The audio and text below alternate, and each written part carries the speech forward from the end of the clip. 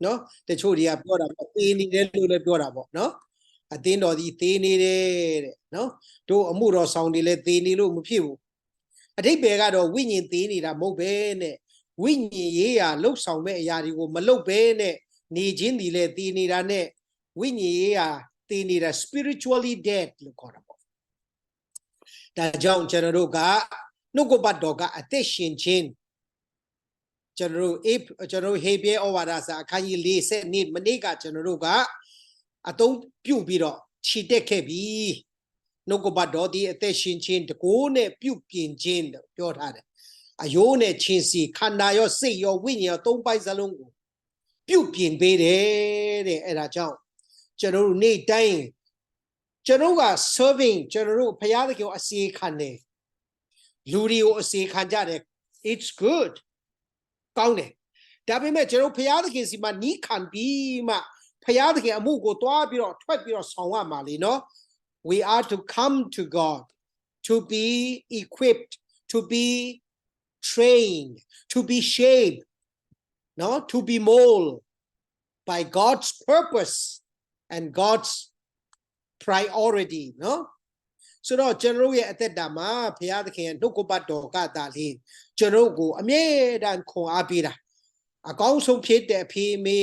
ဆရာသမားညီကိုမောင်နှမစနီးမောင်နှံအားပေးတာတဲ့ဘုရားသခင်အားပေးပြီဆိုတော်တော်အားရှိတာဒါကြောင့်ကျွန်တော်တို့ဘုရားသခင်ဆီကရတဲ့အားဒီကျွန်တော်ပြန်ပြီးတော့ဘုရားသခင်အမှုတော်မြတ်မှာကျွန်တော်ပြန်သုံးရပေါ့နော်ဆိုတော့ကျွန်တော်တို့မနေ့က expository preaching နဲ့ပတ်သက်ပြီးတော့နည်းနည်းပြောခဲ့တာရှိတယ်ကျွန်တော် topical sermon နဲ့ပတ်သက်ပြီးတော့ introduction လေးရှိတယ်တိုးတော်လည်းပဲကျွန်တော်အဲ့ဒီ3-4ခုကိုကျွန်တော်တို့အသားပေးပြီးတော့ခုညနေပြောမှာပေါ့ခုညနေကကျွန်တော်ရဲ့နောက်ဆုံးနေ့လားမသိဘူးเนาะဟုတ်တယ်เนาะ3ရက်ရှိလာပြီเนาะအေးဆိုတော့ဒီနေ့နောက်ဆုံးကျွန်တော်အဆုံးတက်ပြီးတော့ခြုံပြီးတော့ပဲအဲ့ဒါလဲပေးပါဖြစ်ပါတယ်လို့အရင်ဆုံးကျွန်တော်လည်းဆူတောင်းဆက်ကပြီးကြပြီဆိုတော့ကျွန်တော်နောက်ကလိုက်ပြီးတော့ရေးချပေးပါလားကျွန်တော်တို့ရဲ့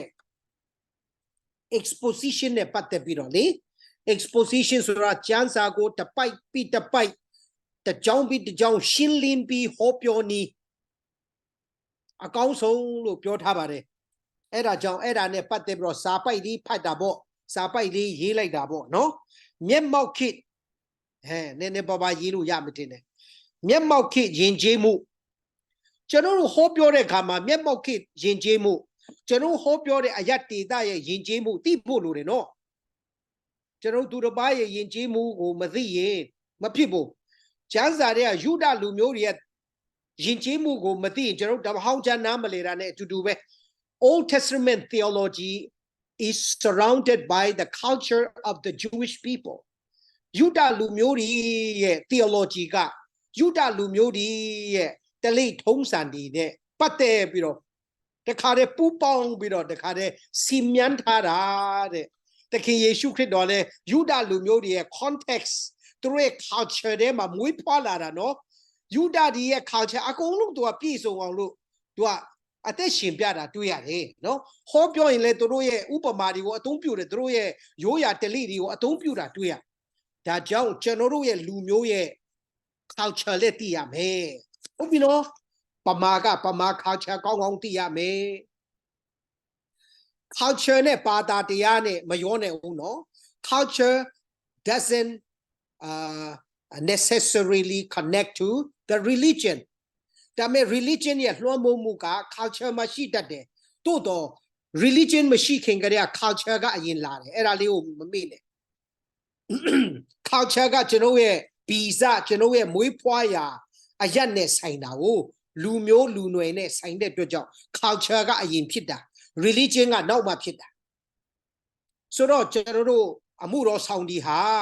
ကျွန်တော်ရဲ့ culture ကိုကျွန်တော်ကနားလည်ရမယ် respect လုပ်ရမယ်ယိုသေးရမယ်လေးမြတ်ရနှုတ်ကပတ်တော်ကျမ်းစာနဲ့မကိုက်တော့တဲ့အရာတွေကိုတော့ကျွန်တော်ကဖယ်ထားရတော့မှာပေါ့မဟုတ်လားကျွန်တော်တို့ဆရာတွားတတိရတယ် Tamandoja Kanyi Senga the Kulole now Makuaku Pano Atindo Kongsi Patama Usundo Atindo Kongsi Atindo Ye Piatana Tamandoria Piatana Juda Lumiodine Taba Miodaria Piatana Akolo Erimatuya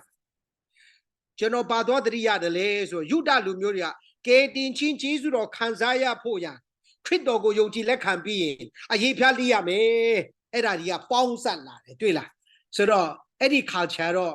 General Turoga religion the ball Payata King Luri lo Tia on you a ye pia lichin mingala big head religional Bacomle Marx General Bada Diane Patepiro Amat Nyalu General Tamahonjan Pro or Tamahonjan ye professor scholar got Yorabo Dame General Janza Chile de Kajayin General ye the Pada ye Yuwada Ted Through ye Lumio ye Tuchamu we data culture the Bogo Payadaginga Tamada Minu Idrila Lumiodi Pide Na you out there Lumiodi Pit Young Tapa Miodadi ne Qua Chabiro Tia put to a Mino Yebalia me Subio Hello Jore so through ye Lumiodo ne Sainara Pumiare so general edali will culture and religion got the Kadrijaro, Yosata Shide, and a young general culture go general team. General dear hope your culture helps our preaching to be effective. General Bobby or TTO pure culture nalare, any ama culture was I would there, any ama culture saga, I don't know up your so go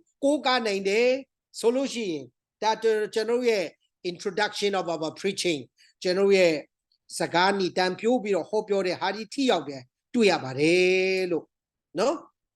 So, Sepi Yeme, Miamau Kid Yin Jimu Pisupan Parita to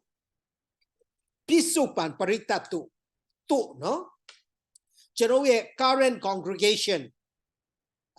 present congregation, General Parita.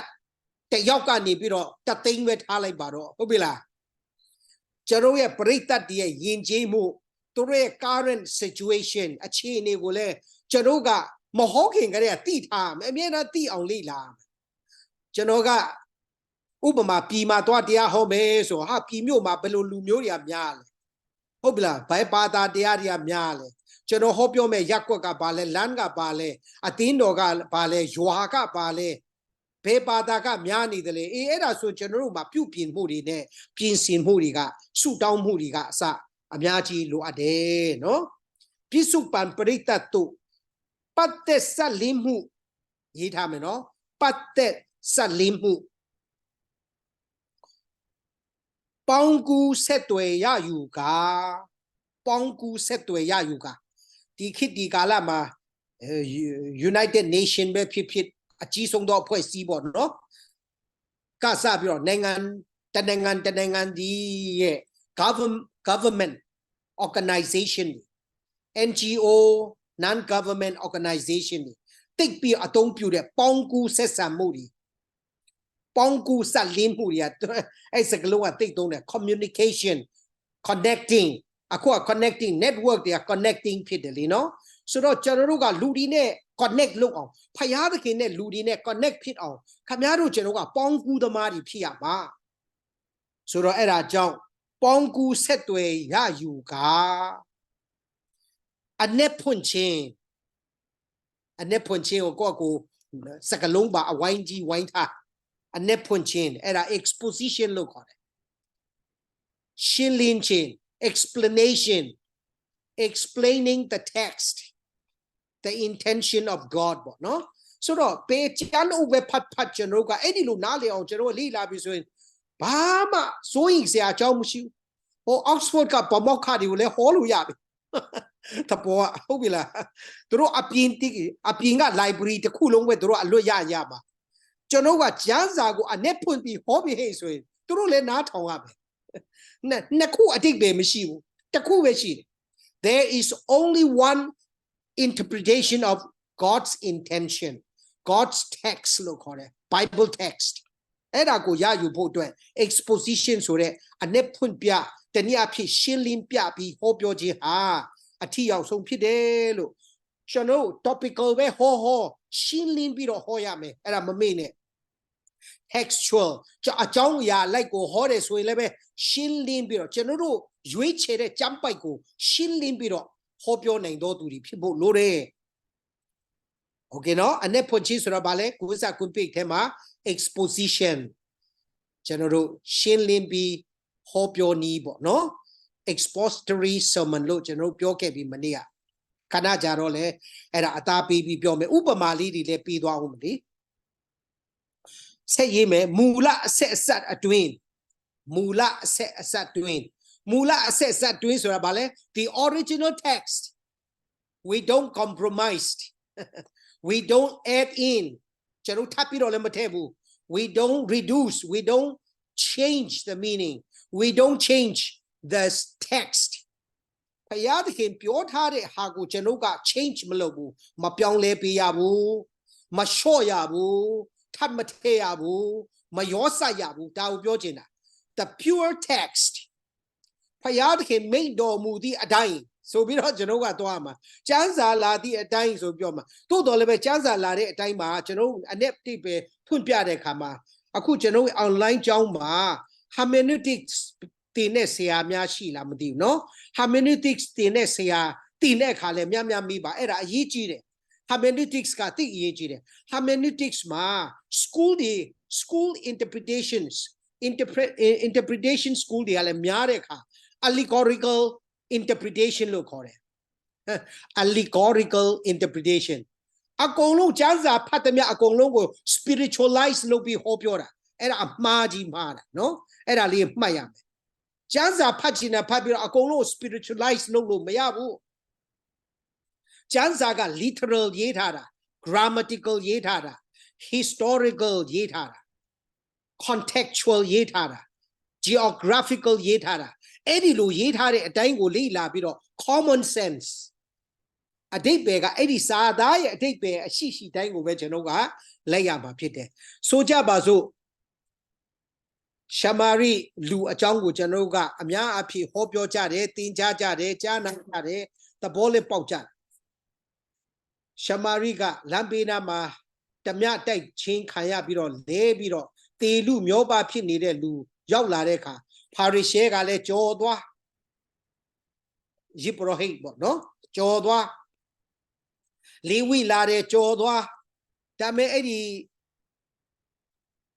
ရှမာရိလူကရောက်လာတဲ့အခါသူ့မြဲပေါ်ကဆင်းပြီးတော့ဒီလူနာကိုသူ့မြဲပေါ်တင်ပြီးတော့တရားဆက်ကိုယူသွားပြီးတော့တရားစီရမှာရောက်သွားတဲ့အခါသူ့မှာရှိတဲ့ပိုက်ဆံလေးပေးပြီးတော့ကြံတဲ့ဟာကိုတော့ငါပြန်လာတဲ့အခါမှာကုန်ကြတာအားလုံးပြန်ပေးမယ်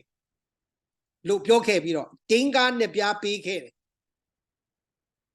ခုခေတ်တချို့တရားဟောဆရာတွေဟောတယ်လို့ပေါ့အဲ့ဒီတင်းကားနဲ့ပြားဆိုတာတပြားကတမဟောင်းကိုပုံဆောင်တာနောက်တပြားတော့တမသိကိုပုံဆောင်တာဆိုတော့မကြားဘူးတဲ့လူကအာမင်ဟာလေလုယာဒါအဖွင့်ပြခြင်းအသင့်ပဲလို့ပြောတာနော်အဲ့ဒါအလွဲကြီးတင်းကားနဲ့ပြားဆိုတင်းကားနဲ့ပြားပြောတာဘာမှပုံမဆောင်ဘူးအဲ့ဒါကြောင့်မလို့ကျွန်တော်ကျမ်းစာဖတ်တဲ့အကုန်လုံးအဓိပ္ပာယ်ဒီရှောက်ပြောချင်တာရှောက်ပြောဖို့မဟုတ်ဘူးတချို့ပုံဆောင်တဲ့ဟာတွေရှိတယ်ဥပမာတဲတော်ကိုကျွန်တော်ကလေ့လာရင်တဲတော်မှာသူပုံဆောင်တာလေးတွေရှိတယ်ပြာတိကျမ်းတအုပ်လုံးမှာကြည့်ရင်ပုံဆောင်တာလေးတွေရှိတယ် symbols တွေပေါ့နော်သူကရှိတယ်အဲ့ဒါဒီကိုတော့အဲ့ဒီလိုလေ့လာရမှာပေါ့နော်That doesn't mean that we are to interpret the Bible, the whole Bible, with allegorizing. Look, မရဘူး allegorizing ဆိုတာကကျွန်တော်အားလုံးလည်းသိရအောင်ပြောရမှာဆိုတော့ spiritualize လုပ်တာကျမ်းစာအကြောင်းတစ်ကြောင်းစီတိုင်းမှာကျမ်းစာစကလုံးတစ်လုံးစီတိုင်းရဲ့အောက်မှာအ내အတိတ်ပဲရှိတယ်အဲ့ဒါကိုပေါ်ထုတ်ရမယ်ဝိညာဉ်ရေးရအတိတ်ပဲဖြစ်အောင်ကိုပြောချင်တယ်လို့ပြောမယ်အဲ့ဒီလိုဟာမျိုးကို allegorical school လို့ခေါ်တယ်ခုခေတ်တချို့အသင်းတော်တွေတချို့ဂိုင်းကနတွေကအဲ့ဒီ allegorical ကိုဥစားပေးပြီးတော့ allegorical method ကိုအရန်တုံးပြတဲ့တရားဟောဆရာတွေကများတယ်ဒါကြောင့်မလို့ဒီမှာရှိတဲ့ဆရာဆရာမတွေကနားထောင်တဲ့အခါမှာကျမ်းစာနဲ့ကြိုက်မကြိုက်အဲ့ဒါကြည့်ရမယ်နားထောင်ရမယ်ကိုကလည်းမလက်ရဘူး allegory ရှိတယ်ကျမ်းစာထဲမှာ allegory ရှိတယ်နော်အကုန်လုံးကို allegorize လုပ်ဖို့မဟုတ်ဘူးဆိုတာကိုသိစေချင်လို့နော်နောက်ကျမ်းစာထဲမှာကျွန်တော်ဘာသာပြန်တဲ့ခါကျတော့ grammatical တတာကြကြဘာသာပြန်ရမယ်တတာကြကြနော် literal သူကျမ်းစာပြောလာတဲ့အတိုင်း literal စာပေအတိုင်းကိုပြန်ရမယ် historical သူတမိုင်းကြကြသူ့ရဲ့နောက်ခံတမိုင်းအရှိရှိတိုင်းကျွန်တော်ကနဲ့ပြန်တဲ့အခါမှာပြန်ရမယ်ဒါမှကျွန်တော်ရဲ့တရားဟောတာကထိရောက်မှုရှိပါနော်ဘုရားပြောချင်တဲ့ဟာကိုကျွန်တော်ကပြန်ပြောရမှာကျွန်တော်ကဂျားတဲ့ကနေပြီးတော့ကျွန်တော်ပြောင်းချင်တာပို့ပြီးတော့လူဒီစိတ်ဝင်စားအောင်ဆိုပြီးတော့ရှောက်တီထွင်ပြီးမဟောပြောဘူးအဲ့ဒါတော်တော်အရေးကြီးတယ်နော်ဆိုတော့အဲ့ဒါကြောင့်မလို့ဒီ exposition ကအရေးကြီးတယ်လို့ကျွန်တော်ပြောတာဖြစ်တယ်မူလအဆက်အဆက်အတွင်းဆိုတော့ context ကိုပြောတာအဲ့ဒီမူလအဆက်အဆက်ဆိုတာလေမြင်းတာထားရေးပြီးရင်လေဒါမို့လဲဝိုင်းထားပေါ့မူလအဆက်ဆက်ဆိုတာအရေးကြီးဆုံးခမတရားဟောတဲ့ခါခမတရားဟောတဲ့ကြမ်းပိုက်တစ်ခုဖြစ်ဖြစ်ငါးပိုက်ဖြစ်ဖြစ်တစ်ခန်းလုံးပဲဖြစ်ဖြစ် context မူလ context original context လို့ခေါ်တယ် original meaning လို့ခေါ်တယ်မူလအဓိပ္ပာယ်ကိုပြောရမှာကျွန်တော်တို့ဆိုလိုချင်တဲ့အဓိပ္ပာယ်ဟိုစာအုပ်ကတွေ့တဲ့အဓိပ္ပာယ်ဒီစာအုပ်ကတွေ့တဲ့အဓိပ္ပာယ်မဟုတ်ဘူးဒီကျမ်းစာဖတ်တဲ့မူရင်းအဓိပ္ပာယ်ကိုကျွန်တော်ကပြောရမယ်ဒါကြောင့်မလို့ original context လို့ခေါ်မယ်မဟုတ်ရင်လဲကျမ်းရေးဆရာဆိုလိုတော့အဓိပ္ပာယ်လို့မှတ်လိုက်ကျမ်းရေးဆရာဆိုလိုတော့အဓိပ္ပာယ်တမန်တော်ပေါလုကရေးတဲ့ကျမ်းဆိုရင်သူရေးတဲ့ကျမ်းသူဆိုလိုချင်တဲ့ဟာကိုခင်ဗျားတို့ကျွန်တော်တို့ဆိုလိုချင်တဲ့ဘက်ကိုပြောင်းလို့ပဲရမှာနော်သူကဂျူးလူမျိုးတွေကိုရေးနေတာနားထောင်တဲ့လူတွေရဲ့နားကနေရွက်ကဂျူးနေရွက်သူတို့ရဲ့စိတ်နှလုံးကလည်းဂျူးစိတ်နှလုံးဆိုသူတို့ကိုပြောတဲ့ဟာနဲ့သူတို့ရဲ့ culture နဲ့ပြောတာသူတို့ရဲ့စာစကားဟေပြဲလို့ပြောတာ Arabic လို့ပြောတာ Greek လို့ပြောတာသူတို့ရဲ့ဘာသာစကားနဲ့ပြောတဲ့အတွက်ကြောင့်သူတို့အတွက်လွယ်တယ်ကျွန်တော်ဟောပြောကြပြန်တဲ့အခါသူတို့နားလေတယ်လို့ကျွန်တော်ကနားလေဖို့ဖြစ်တယ်သူတို့နားလေတယ်လို့ဆိုတာအဲ့ကျမ်းရေးဆရာဆိုလိုတဲ့အဓိပ္ပာယ်ကိုသိအောင်လုပ်ရမယ်ဆရာဒါကိုအနေနဲ့အချိန်ပေးပြီးတော့ထားတာကကျွန်တော်ရဲ့တရားဟောချက်တုံညဖြစ်သွားနိုင်တာကဘုရားသခင်ဆိုလိုတာမဟောမှာဆိုလို့ကိုဆိုလိုချင်တာကိုထင်တာကြီးပဲပြောနေမှာဆိုလို့ဘုရားသခင်ဖော်ပြလိုတော့ကြံကြီးရွယ်ထားတော့သူပြောချင်တော့ message ကိုကျွန်တော်တို့သိအောင်လို့အနဲ့ပြန်ပြီးတော့လူတွေကိုပေါင်းကူးပြီးတော့ပြန်ပေးလိုက်ခြင်းဒီ Homiletics လို့ခေါ်တယ်တရားဟောပါတာရလို့ခေါ်တယ်ဟုတ်ပြီလားဆက်ရအောင်မူလအဆက်အဆက်အတွင်းပြန်ဆိုရရှိသည့်အနဲ့အဲ့ဒါလည်းမြင်တာမယ်ပြန်ဆိုရရှိသည့်အနဲ့ဒီပြန်ဆိုရရှိသည့်အနဲ့ဒီမျက်မှောက်ခေတ်ယဉ်ကျေးမှုနှင့်မိတို့ပတ်သက်ဆက်လင်းမှုရှိကြောင်းမိတို့ပတ်သက်ဆက်လင်းမှုရှိကြောင်းဖော်ထုတ်ကာပြစ္ဆုတ်ပံပရိသတ်ဘဝတို့ပြစ္ဆုတ်ပံပရိသတ်တို့ဒါမှမဟုတ်လေကြားနာသူပရိသတ်တို့တူတူပဲပြစ္ဆုတ်ပံများမရေးနိုင်ခဲ့ရင်ကြားနာတော်သူတို့ဆက်သွယ်ပေးခြင်းဖြစ်သည်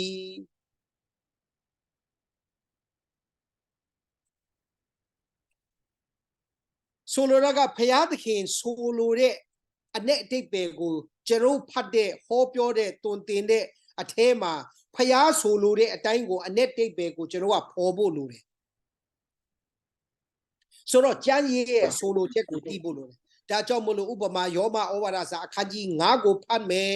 လေ့လာမယ်ဟောတော်မယ်ဆိုရင်အခန်းကြီး4ကိုကျွန်တော်ကလေ့လာပြီးတော့နားလေသဘောပေါက်အောင်အခန်းကြီး6ကိုလည်းနားလေသဘောပေါက်အောင်ပြီးတော့မှကျွန်တော်9ကိုအာရပါရဟောလို့ရတယ်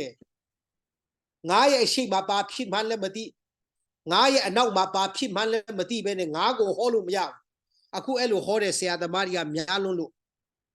မသိတဲ့အောက်ကလူတွေကလည်းအာမင်ဟာလေလုယာများတယ်လေ ဒါကြောင့်ကျွန်တော်တို့ဟောပြောတဲ့ message ဒီကျွန်တော်ရဲ့ဆိုလိုရင်းမဟုတ်ပါဘူးဖယားသခင်ဆိုလိုတာလို့အဲ့ဒါလေးကိုအမြဲတမ်းစိတ်ထဲမှာထားစီခြင်းနဲ့နောက်ကျွန်တော်တို့ဒုတိယတစ်ပိုက်မှာပြန်ရေးမယ်မျက်မှောက်ခေယဉ်ကျေးမှု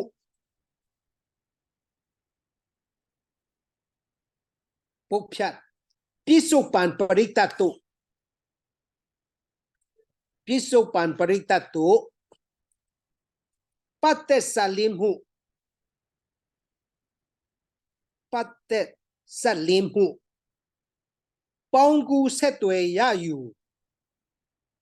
ပေါင်းကူဆက်သွယ်ရယူအ내ပြန်ဆိုချက်ကိုအ내ပြန်ဆိုချက်ကိုအဲ့ဒါ interpreting the Bible text လို့ခေါ်တာပေါ့ interpreting the Bible text ဟောပြောသည့်ပုံစံဖြင့်ဟောပြောသည့်ပုံစံဖြင့်အဲ့ဒါကျွန်တော်တို့ရဲ့ homiletic ဘာသာရပ်ကိုခေါ်တာဟောပြောသည့်ပုံစံကဘယ်လိုပုံစံလဲမှန်ကန်တဲ့အ내တိပဲဖွင့်မှုကိုကြားနာသောပရိသတ်ဒီကိုပြန်ပြီးတော့ပြောပြတာကို homiletics လို့ခေါ်တာဟုတ်နော်ဟောပြောသည့်ပုံစံဖြင့်ဆက်သွယ်ပြောဆိုရာတွင်ဆက်သွယ်ပြောဆိုရာတွင်အသုံးပြုရသည့်တိကျသောသိပ္ပံနည်းကျတိကျသောသိပ္ပံနည်းကျဥပဒေသများနှင့်ဥပဒေသများဆိုတာ principle ပေါ့ဘာမှဆို principle ရှိတယ်အိမ်ဆောက်တဲ့ခါမှာ principle ရှိ engineer တွေက principle သင်ရတယ်လူနာခွဲစိတ်တဲ့ဆရာဝန်ဆရာမတွေက principle သင်ရတယ်နော် principle ဆိုတော့တော်တော်ရေးကြီးဥပဒေလက်တာ principle ပါရတယ် principle ဆိုနိယာမပေါ့နော်ကျွန်တော်ဗမာလိုကနိယာမလို့ခေါ်ပြအောင်တနည်းအားဖြင့်နိယာမဆိုတာကြောင်းကျိုးဆက်နွယ်မှုလို့ပြောမှာပေါ့သိပ္ပံနည်းကျဥပဒေသများနှင့်တကွာထိုဥပဒေသများကိုသိပ္ပံဆိုတာလဲကျွန်တော်အားလုံးသိပါတယ်သိပ္ပံဆိုတာအမြဲတမ်းတိကျရမယ်တဲ့ရှားဖွေထားတဲ့သူတေသနာပြုချက်ကတိကျရမယ်အဲ့ဒါသိပ္ပံကျွန်တော်တို့ရဲ့တခါတလေတရားဟောတဲ့တရားဟောဆရာကြီးသူတို့ဟောတာကိုအကုန်လုံးအကျဉ်းချုံပြီးတော့ပြန်ပြီးတော့စဉ်းစားလို့ရှိရင်သိမတိကျဘူးသူပြောလိုက်တဲ့ကိုးကားလိုက်တဲ့ကျမ်းပိုက်နဲ့သူဟောချင်တဲ့အကြောင်းအရာနဲ့တခြားစီကိုသူဟာသူမတိကျတာတိရသားနဲ့အဲ့ဒါတိကျတယ်လို့နဲ့ဟောပြောတာအောက်ကလူတွေကလည်းမလိလာထားတော့မသိတော့အာမင်ပဲခေါ်တာပေါ့သူကသူတလွဲတချော်ဟောပြောတာတွေကများတယ်မဆိုလိုတာတွေကိုဆိုလိုခိုင်းလိုက်မပြောတာတွေကိုပြောခိုင်းလိုက်သူလိုချင်တာကိုထောက်ခံခိုင်းလိုက်နဲ့ဟောပြောတာတွေကများတယ်ဆိုတော့ထိုဥပဒေသများကိုအနုပညာဆန်စွာပြန်ရေးမယ်နော်အနုပညာဆန်စွာအဲ့ဒါဆရာမနေ့ကပြောတယ်လေအနုပညာဆန်တယ်ဆိုတာဘာခေါ်တာလဲ the art art ပေါ့နော် the science and art of preaching ကို homiletics လို့ခေါ်တာကိုအခုကျွန်တော်ဒီနေ့ပါဒရက homiletics homiletic means the science and art of biblical preaching တမန်ကျမ်းစာကိုတိတိကျကျနဲ့အနုပညာဟလာလှပစွာအနုပညာဆန်စွာအသုံးပြုပြီးတင်ဆက်တာကို homiletics လို့ခေါ်တယ်နော်ဆိုတော့အဲ့ဒါကိုဆရာပြောချင်တာဖြစ်တယ်ဘယ်လိုလဲလဲအနုပညာဆန်စွာအသုံးပြုရသည့်ဝိစာနီးကျဝိစာဆိုတာ art artတုခုမအနုပညာလို့ခေါ်တာနော်ကျွန်တော်တို့အစားအသောက်ဒီပြင်ဆင်အစားအသောက်ဆိုင်မှာလဲတုခုမပဲအစားအသောက်ပြင်တာအမလီလှလို့ပလို့ပဲရိုးဆရာတို့မချုံရွာသားတွေကျွန်တော်တို့တောင်ပိုင်းသားတွေကျွန်တော်ချင်းလူမျိုးတွေဆိုလို့ရှိရင်တော့ဘာတုခုမမလို့ထမင်းအိုးတဲ့သွားထမင်းသွားကလော်ကလေးကအတုံးကြီးကိုတုံးပြီးတော့မှပကံထဲထည့်တာမလှကိုမလှဘူး era Chobisa. Be Tukuma Sura. Eddie all tema she the how Makukin, a Kolongo, the Kare. A Kolo, Pure Chapima, Lala Papa Lipaganeba, Pongara. General Chilu Muria Edward, the Wallow Chabot, the Cardi Takove, Jova Badi, Lago Malau, no? General Dia Hore Kale, Edido Bapio. A Yichi, Nobila. So, era Joe, Witsa, Nijat, Lungan Singo, Kobadi, Lungan Sins or Pins Timubo, no? General Homiletics, they are Hochego Pinsina. General Honea, General Piobi, they are Hore Kama, Pinsiame, a tongue song, Korea Lureli, let the Masiaro Tore. Dame, a let the Masiao. Ke piro te long hala papa le lo ba o so bi ti dai be pyo lo tu ba ne lo ma le tu let ne ti lo shaw lo ma ya bu tu ma pisi kriya lo de o ma tu lo me hlwa lo me pe dan lo me chin twe lo me pi ba lo ma le ye po sa tho da lo me ye ko pat sa da lo me a yong tin da paung me a edi kriya ri ma pa be ne tuဘယ်လိုမှလှပတဲ့ပြီးတော့သူ့လက်နဲ့သူလုံလို့မရတိပင်ကိုသွားချိုးပြီးတော့သူလုံလို့မရဘူးအဲ့ဒီလိုပဲခမည်းတော်ကျွန်တော်တရားဟောဆရာကောင်းတို့ဒီကျွန်တော်မှာဒူရိယာတဲ့ဗျာဒူရိယာဆိုတာဟိုအတီးမုတ်တာဖြစ်နေဟိုကရိယာပစ္စည်းကိုပြောချင်တာကျွန်တော်မှာကရိယာပစ္စည်းကောင်းလို့တယ်အဲ့ဒါနံပါတ်1ကဘာလဲကျွန်တော်ဟိုနေ့ကပြောသူအလွတ်ရလဲကျမ်းညွှန်းစာအုပ်လို့တယ်နော် concordance good concordance လို့တယ်မလို့မရဘူးဒုတိယက good Bible dictionary လို့တယ် good Bible commentary လို့တယ်ကျွန်တော်မနေ့က good atlas တမန်ကျမ်းစာထဲမှာရှိတဲ့ပထဝီမြေပုံကြီးလို့တယ်မြို့ရွာဒေသတွေလို့တယ်လीနော်အဲ့ဒါတွေသိတဲ့စာအုပ်ဝယ်ထားမှာဖြစ်နိုင်လို့ရှိရင် Hebrew လို့ Greek လို့အခုပမာလို့အင်္ဂလိပ်လို့ပြန်ပြီးတော့ပြန်ရေးထားတဲ့ဟာတွေရှိကြပါပြီ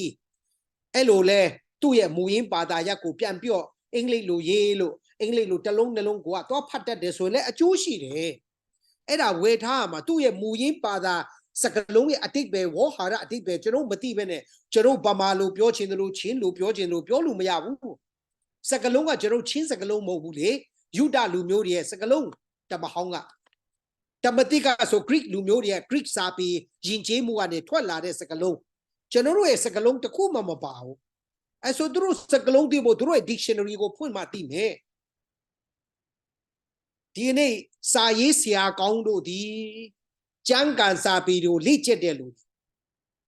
ဒီနေ့အမရာမအိတ်တမ်းမှာရောက်ကြတဲ့ Bible scholar တွေနော်ကျွန်တော်တို့Bible preachers ဒီကရိယာတွေကိုအသုံးပြုတဲ့လူတွေဒီကျမ်းစာတအုပ်ထဲကိုကျွန်တော်ဖတ်ပြီးတော့ကျွန်တော်တို့ကဟိုတခြားကရိယာတွေမရှိရင်တော်တော်ခက်ခဲတယ်နော်တမ်းပြီးတော့သိနိုင်ဖို့ဆိုတော့တော်တော်ဟိုကျွန်တော်တို့ခဏဖတ်လို့ရှိရင်တော့များလာတာပေါ့လေဆရာကပမာကျမ်းစာကိုပြောင်းလဲလာပြီးတနှစ်တိကျမ်းစာကိုမရဘူးကျမ်းစာမရှိဘူးနှစ်မြောက်မှာကျမ်းစာကိုဓမ္မဟောင်းဓမ္မတိလက်ဆောင်ရတယ်။ sorry ပထမဦးဆုံးရတဲ့လက်ဆောင်ကဓမ္မတိနဲ့ဆာလံတုတ်တန်ပါတယ်အဲ့အပြာလေးနဲ့အဲ့ဒါကြည်ညက်နေတာဖုံးဒီပါရီလည်းပြက်ကုန်နောက်တစ်ခါဓမ္မဟောင်းဓမ္မတိအုပ်ရတယ်အခုကျွန်တော်ကင်နေရ၄အုပ်မြောက်ရှိပြီပမာလိုကပြက်စီးကုန်ကလေးမျိုးရောက်တဲ့အခါမှာနွားတရီနဲ့သွားချုပ်တယ်ဖြတ်တယ်တီးတယ်ညစ်ပတ်ကုန်လှန်လို့ရှိရင်လည်းမွလာပြီဆိုတော့အခု၄အုပ်မြောက်သုံးတယ်ဆရာစူးစမ်းပြီးအောင်မချစ်တော့ဘဲနဲ့လေလိုက်မတားတော့ဘဲနဲ့ဒီအတိုင်းတတ်ရှင်းကင်မယ်ဆိုလဲကင်လို့မရပြန်တားပြန်လုံးပြန်ပြီခမရဲ့ကျန်းစာကိုညစ်ပတ်ပြီဆိုရင်ခမစိတ်နှလုံးတန်ရှင်းလာပြီပြောကြည့်ပါဦးပြောကြည့်အောင်ခမကျန်းစာအုပ်ကညစ်ပတ်လာပြီဆိုရင်ခမစိတ်နှလုံးတန်ရှင်းလာပြီခမကျန်းစာအုပ်တအားတန်ရှင်းနေပြီဆိုရင်ခမစိတ်နှလုံးညစ်ပတ်နေပြီဟုတ်ပြီလားကိုတော်ကိုမပြစ်မှားဖို့မပြစ်မှားပဲနေနိုင်မိအကြောင်းဗျာဒိတ်တော်ကိုနှလုံးထဲမှာတူထားပါပြီတဲ့နော်ဆရာတို့ကတော့အယက်သမားနဲ့ပြောင်းလဲလာတယ်ဆိုတော့ ဦးနောက်ကသိကောင်းတာမဟုတ်ဘူးလေဒါကြောင့်ခဏခဏမေးတော့တခါဖတ်လို့ဟောပြောဖို့ပြင်ဆင်လို့ရှိရင်အကျဉ်း30ကတော့မရှိရင်တော့မှကျွန်တော်15ခေါက်ကတော့ရောက်အောင်ဖတ်တာပဲဒါပေမဲ့ကျွန်တော်ရဲ့ target ကအကျဉ်း30ရှိရမယ်သူအထက်ပဲရှိရမယ်ရှင်ယုဒတခန်းလေးပဲရှိတယ်အကျဉ်း30ကျော်ဖတ်ဗျာဒိတ်ကျမ်းက20ခန်းရှိအကျဉ်း100ကျော်ရှိဒါတော့မှနေသေးတယ်ဟိုဖတ်ဒီဖတ်မပါဘူးပေါ့အစာဆုံးဖတ်လိုက်ပေါ့နော်ဆရာကျမ်းစာကိုဖတ်တာကိုမေးလို့ရှိရင်ပဟုတုရရအောင်ဆရာခမရတို့ကျမ်းစာကိုဖတ်လို့ရှိရင်လေကပောက်ကျမ်းနဲ့ဖတ်ပြီးတော့ဗျာဒိတ်ကျမ်းအဆုံးထိဖတ်တဲ့လူပြီးတဲ့လူလက်ထောင်ပေးပါဦး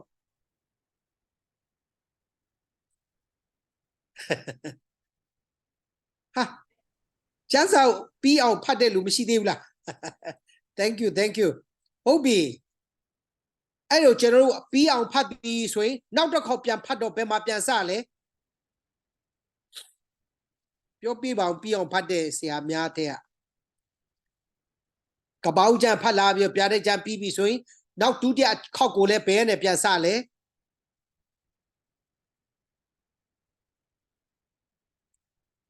ပြောတာမကြားရဘူးဟာကပောက်ကျမ်းပဲပြန်စကြတယ် thank you ဆရာကြတော့အဲ့လိုမဟုတ်ဘူးကပောက်ကျမ်းဖတ်လာတယ်ထောမြောရာတော်လေရာဝုပြူရာဖတ်ဟိုမာလခိမသဲမကုလုကာယောဟန်ပြီးတော့ဗျာဒိတ်ကျမ်းရောက်ပြီဗျာဒိတ်ကျမ်းကုန်ပြီဆိုရင်ပြန်မစတော့ဗျာဒိတ်ကျမ်းကပြန်ဖတ်တာပြီးရင်ရှင်ယုဒပြီးရင်3ရော2ရော1ရောအဲ့ဒီလိုပြန်ဖတ်လာဘာလို့ဆိုဖတ်တာလေစောပူနွေးလေးပြီးသွားလို့အဲ့ဒါပြန်ဖတ်တာအဆင်ပြေတယ်ဟုတ်ပြီလားဒါဆရာရဲ့နီးကိုဝင်ပြတာမယုံကြည်စမ်းကြည့်နော်โอเคကျွန်တော်တို့ဒါကြောင့်ကျွန်တော်ရဲ့ homiletics ပါတာရတင်ဟေးလို့ပြောရင်သူများကိုပြန်ပြောပြနိုင်ရမှာစာကြည့်စရာတော့မလိုဘူးဒါအလွတ်ချက်မဲ့ဟာတခုမှမပါဘူး homiletics ဆိုတာကဖယားတကယ်နှုတ်ကပတ်တော်တရားကိုအရှိတိုင်းအ내အတိတ်ပဲကိုဖော်ထုတ်ပြီးပရိသတ်ထံသို့ရောက်အောင်တင်ဆက်ပေးခြင်းဖြစ်သည်အဲ့လိုဆိုတာပြီးတော့သူ့ရဲ့ definition ပဲဘာဆိုတော့ဆက်သွယ်ပေးတာပါတယ် message ကရောက်သွားမှလေဖယားရဲ့ message အမှန်ကိုရောက်သွားအောင်အဲ့ဒါကိုလည်းတချို့တွေကအဓိပ္ပာယ်တွေကကြားတဲ့လူတွေနားတဲ့လူတွေကကောင်းကောင်းမသိတဲ့အတွက်ကျွန်တော်တို့က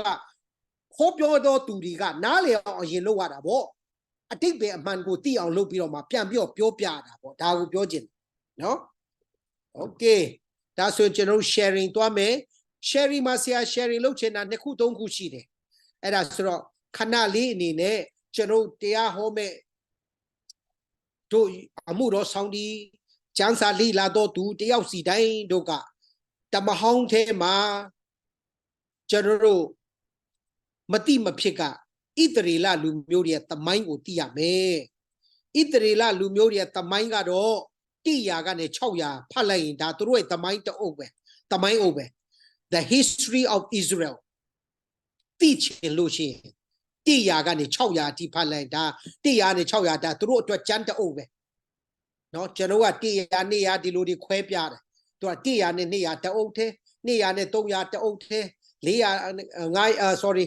300နဲ့400တအုပ်သေး500နဲ့600တအုပ်သေးသူတို့ကျမ်းလိုက်မှာဆိုရင်အဲ့1ကနေ6အထိကဒါတအုပ်သေးတစ်စောင်တည်းပဲဖြစ်တာဒါကြောင့်မလို့ယုဒလူမျိုးတွေကဓမ္မဟောင်းကျမ်းပဲယုံကြည်တယ်လက်ခံတယ်သခင်ယေရှုခရစ်တော်နဲ့ဓမ္မတော်တွေလည်းဓမ္မဟောင်းကျမ်းပဲအသုံးပြုခဲ့တယ်သူတို့အတွက်ကတော့24အုပ်ပဲရှိတယ်ကျွန်တော်တို့ကသာ39အုပ်ဖြစ်နေတာခွဲတာတော့နော်ဆိုတော့အဲ့ဒီဓမ္မဟောင်းကာလမှာသိချင်ရင်သူတို့ဣသရေလလူမျိုးတွေအကြောင်းကိုသိရမယ်သူတို့ရဲ့ဖျားကိုသိလာသူတို့ရွေးကောက်တဲ့အကြောင်းအရာတွေသိလာသူတို့အတွက်ကြံစီတဲ့ဘုရားရဲ့အကြံစီကိုသိလာမယ်သူတို့ရဲ့ဘုရင်ဒီအကြောင်းကိုကျွန်တော်ကလေ့လာပြီးတော့သူတို့ရဲ့ prophet တွေကိုကျွန်တော်ကလေ့လာရမယ်အဲ့ဒီလိုသိဖို့လဲလိုတယ်အဲ့ဒါကြောင့်ဓမ္မဟောင်းကျမ်းဖတ်တဲ့ခါမှာမခက်ဘူးလွယ်လေးနော်โอเคကျွန်တော်တို့အမှုတော်ဆောင်ဒီအတွက်ကတော့ပထမဦးဆုံးကကျွန်တော်တို့သိရမယ့်အချက်ကတော့ဘာလဲဆိုရင်ဒီ time table ကိုသိထားဖို့လိုတယ် General Jansa Pade Lila be swing lebe, General Daligo Mataba. General Dima, Miali in a Piadabo, Miali in a Casaline Pionibi. The creation, Pansin Chinga Nibiro. Adam a Pipura, Yellow Moda, Babylon Yetai, Abraham go Kora, Ego do Bigo. A Yokune say, Abraham ye, a new ready, Sinte Torabo, Yota do, no? A Yokune say, no? Any other Ludi thing, chi, Miapia Lare, Era Jo Exodus, Tomyo Ya, Biroma conquest, Daga Yoshu Masa, Omimuri, being Teatu G Masa, the Roma, Puyin Machiro, Payao, Mo so kind of, Teatu G, the Barbie, the Bapaya, you wake up. Alo bao set tông yao shi, Samuela ne bao set li yao bo, ta me chero set tông yao trong ngủ ti yam, te a tu chi mya bdu di le lo kwa ko li la chao, pi da ne toro ga le be idri la lu myo dia puyin ko taung de, toro ye pa wen chin ma shi de lu myo di ma le puyin shi de, nga ro le puyin be ba so taung ja do, idri la lu myo dia puyin taung do, Paya the king ale a queen builder. Paya Yuipira Mobuno, Luria Yuira, Sholu Pio. Ludi Yuere Suroti that time. Paya sit on him, Maduibu. Sholu Pira, Paya to baby to the gun Namatombu. Nangango Tawi let her baby. Tawi got nebi Sholomo. A Edilo Genoga Tia. Jansa Pade Luria General Pale de Janoga. Be Niama Yong needed Jango Padale. Solomon Galaga ni Biroma, Time Biga, be doing sip pipiro, Mio Pine, down by, where do I be so biro, tea time. General Dea Hosia, Dea Hore Kakane, Genoma di Ponga, a local Genoa, sick machinia. Sick machine, Kamajano, pure soda, simply no. So of Mio Pina. Idrela lu semyo garo ashuri think by chin kayade ashuri puyin lete ashuri nangango paya the kinga idrela lu myodio young do mude lo call it paya the yantu leko alabi babilo paya the king jo kind do lu myodi pilo outpet male era ga kunia nese ne BC ma pit BC sura Trido Mapomi, Kikala Pit, no? So, Yuda time be pego jaro, General Naya ne she said choma, Babulum time be Payaga, Apiambi, Yuda Lumio Soro, Nemio, Lumio Nebio, Yuda ne Benjamin, Nemio live. Payada Yuda and Nuega Nibo, Meshia Popola Melo, Piota de that divine line look on it. Paya the king issue credo Pia Joala me lango, the Yuda Langane, Lare Suratia. Adding I, she said, Chogan the Bio, and Nikone Selo, Babuloma. Think to a chinkaya, the June Pia. Eddie Babulon Dang Biga, Pian Lade, Nikaro Pien, Pasha, Imbaya Kidma. Pian Biro, Idrela Lumioriha. Throw a tank be Yuda Pigo Piala Jabi. Babiloso Babulon Imbayaga throw think by Donga, Pingmando le Pesi, Mu Yodi le Pesi, a go me long type doing care. Oh, no? So, Eddie Babulon Nangangani, Nikone se Pima, Piatkin throw Pianke in that year. Era Dutia Tamyo Chin look on it. Second Exodus. Era Libo to the Yao Matame. First Exodus got Tong Lea Lisenga. Era Patama Tomyo Ya. Dudia Tomyo Yagado, Ezerado, Nehamido. Zeruba Belaro, no? Oh, sorry, Jezebela look on about, no? Zeruba Bel look on about Zeruba Belabo, no? Zeruba Bela ye, Buduye, Ezra ye, Nehami, throw the Pialare a chingo, Dudia Tomyo Ya look on it. Second Exodus. To dea home luria edilo chini leule, the chain them a tibu lure. ဒါကြောင့်ဒါလေးကိုအရင်တင်ဆက်တာဖြစ်တယ်ဗိမာန်တော်ပထမအဆုံးပြန်ဆောက်ကြတယ်ပြီးတဲ့အခါပြိုပြက်နေတဲ့ကျွန်တော် wall ကျွန်တော်မြို့ရိုးတွေကိုတိဆောက်ကြတယ်အဲ့ဒါပြီးတာနဲ့မာလခိကျမ်းထဲကိုရောက်လာပြီးမာလခိကျမ်းနဲ့ရှင်မသက်ကျမ်းရဲ့ကြားထဲမှာအနှစ်400ခြားနာနေတယ်အနှစ်400ကတိတ်ဆိတ်သောကာလတဲ့ဘုရားသခင်ကဣသရေလလူမျိုးတွေကိုမဆက်သွေတော့တဲ့ကာလပဲအဲ့ဒီအနှစ်400စစ်ကွယ်ရာကာလလို့ခေါ်တယ်အဲ့ဒီကာလမှာapocryphal ကျမ်းတွေပေါ်ထွက်လာတာဖြစ်တယ်သိထားရမှာဘဟုတ္တသိဖို့ဖာရိရှဲတွေကျမ်းတက်ပုဂ္ဂိုလ်တွေအဲ့ဒီမှာထွက်လာတာစတ္တုကဲတွေအဲ့ဒီကာလမှာပေါ်ပေါက်လာတာအဲ့ဒါပြီးတော့ဓမ္မသစ်ကာလလာပြီးခရစ်တော်လူစားတိခံယူလာပြီး3ရက်မြောက်တဲ့နေ့မှာရှင်ပြန်ထမြောက်ပြီးကောင်းကင်ဘုံကိုပြန်တက်ကြွပြီး10ရက်အကြာခရစ်တော်ရှင်ပြန်ထမြောက်ပြီးရက်40မြေကြီးပေါ်မှာလှည့်လည်ဟောပြောသေးတယ်လीနော်ကောင်းကင်ဘုံပြန်တက်ကြွပြီး10ရက်အကြာဆိုတော့အားလုံးပေါင်း40နဲ့30ပေါင်းလိုက်တော့50ပေါ့နော်50thဆိုတော့အဲ့ဒါပင်တေကုတ်တီနေ့တန်ရှင်းသောဝိညာဉ်တော်ကိုသခင်ယေရှုခရစ်တော်ကစေလွှတ်လိုက်တယ်သူ့ရဲ့ကြံရှိသောမြေကြီးပေါ်အမှုများကိုဆက်လက်ပြီးတော့လှုပ်ဆောင်ဦးစီးဖို့ဝိညာဉ်တော်ကိုပေးလိုက်ပြီအဲ့ဒါကြောင့်ဝိညာဉ်တော်အဖြစ်အသင်းတော်ဆိုတာမွေးဖွားလာပြီးဒါကြောင့်ခမည်းတော်ကျွန်တော်ဒီခေတ်ဒီကာလအသင်းတော်ကာလလို့ခေါ်တာဝိညာဉ်တော်ကာလလို့ခေါ်တာနောက်ဆုံးသောကာလလို့ခေါ်တာခဲရင်ဆိုးရုပ်တဲ့ကာလလို့ခေါ်တာကျမ်းစာမှာအဲ့ဒီစကားလုံးအသုံးနှုန်းတွေအလုံးပြည့်အသင်းတော်ကိုချီဆောင်သိမ်းဆဲမယ်ဆိုတော့ဒီမှာရှိဒီနေ့ခမည်းတော်ကျွန်တော်တို့က ready ဖြစ်နေရမှာအဲ့ဒါလည်းသိထားချီဆောင်သိမ်းဆဲပြီးချင်းမှာပဲဘေးဒဏ်ကြီးကာလမြေကြီးပေါ်မှာ9နှစ်တိုင်ကြာရောက်မယ်ဖယားသခင်အမျက်တော်ကြာရောက်တဲ့ကာလယုဒလူမျိုးတွေပေါ်မှာဖယားသခင်အမျက်တော်ကြာရောက်တဲ့ကာလဘုရားသခင်ကိုမယုံကြည်သောသူတွေအားလုံးအပေါ်မှာအန်တိခရစ်ရဲ့ညင်ပန်နှိပ်စက်ခြင်းနဲ့အန်တိခရစ်အုပ်စိုးတဲ့ကာလအဲ့ဒီဘေးဒဏ်ကြီးကာလဖြစ်ပါတယ်ဘေးဒဏ်ကြီးကာလက3နှစ်ခွဲထားပါတယ်ပထမ3နှစ်ခွဲမှာတော့အန်တိခရစ်ကပေါ်လာမယ်ကမ္ဘာငြိမ်းချမ်းရေးဒီ global government အခုခေတ်စားနေတဲ့ global government လုတ်ဆောင်မယ်ကျွန်တော်ငွေရေးကြေးလည်းပဲချုပ်ကင်မယ် economy နော် global economic ဆိုတာ super power နော်သူကကင်တွဲမယ်တားရဲကအဲ့ဒီလိုနဲ့တကဘာလုံးကိုအုပ်ချုပ်ပြီးတော့အဲ့ဒီ3နှစ်ခွဲမှာငြိမ်းချမ်းစွာနဲ့လှုပ်ဆောင်ပြီးတော့တဖြည်းဖြည်းနဲ့သူ့ရဲ့အကြံစီတွေကိုပြည့်စုံအောင်လှုပ်ဆောင်ပြီးတော့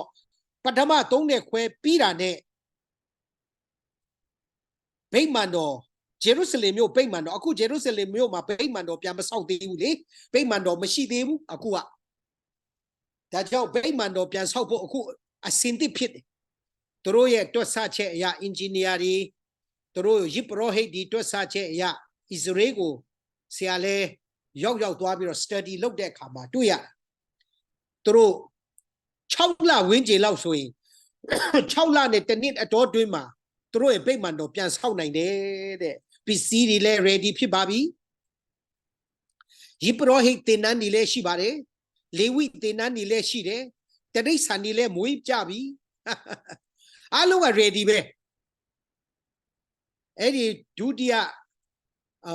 3နှစ်ခွဲအဝင်မှာတော့အန်တိခရစ်ကဗိမာန်တော်ထဲမှာဝင်ပြီးတော့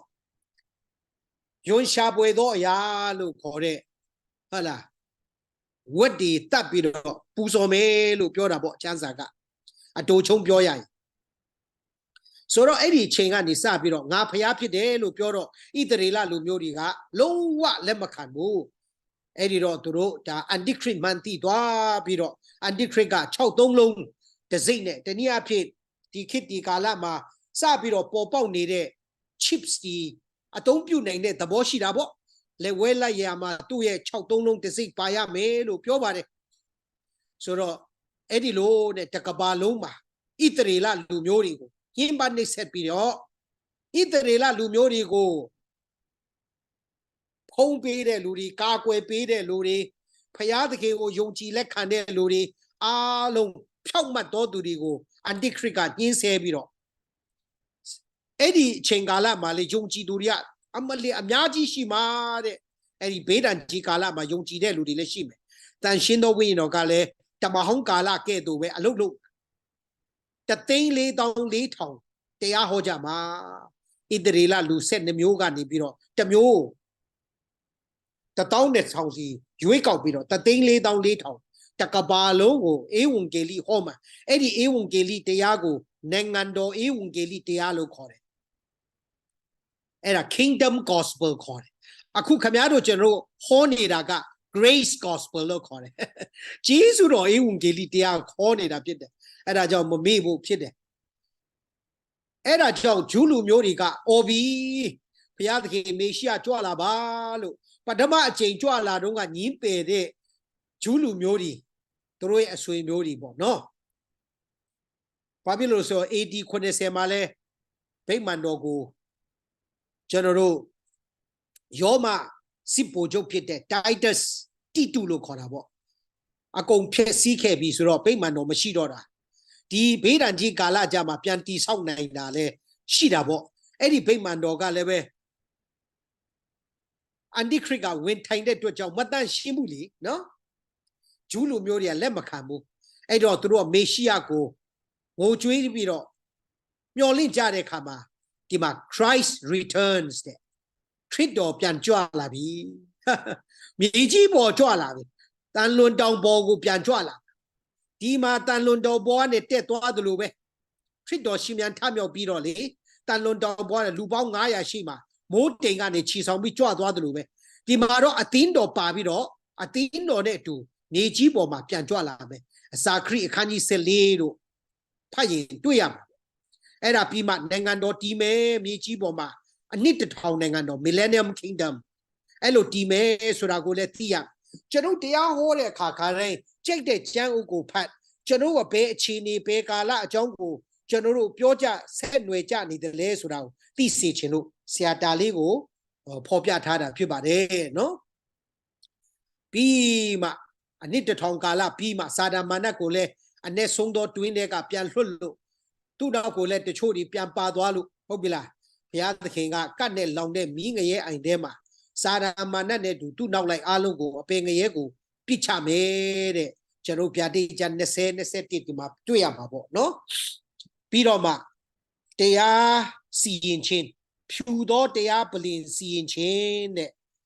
Great White Throne Judgment ကဘာဦးကနေစပြီးတော့ကဘာဆုံးသည့်တိုင်အောင်ရှိမဲ့လူဒီအားလုံးဟာ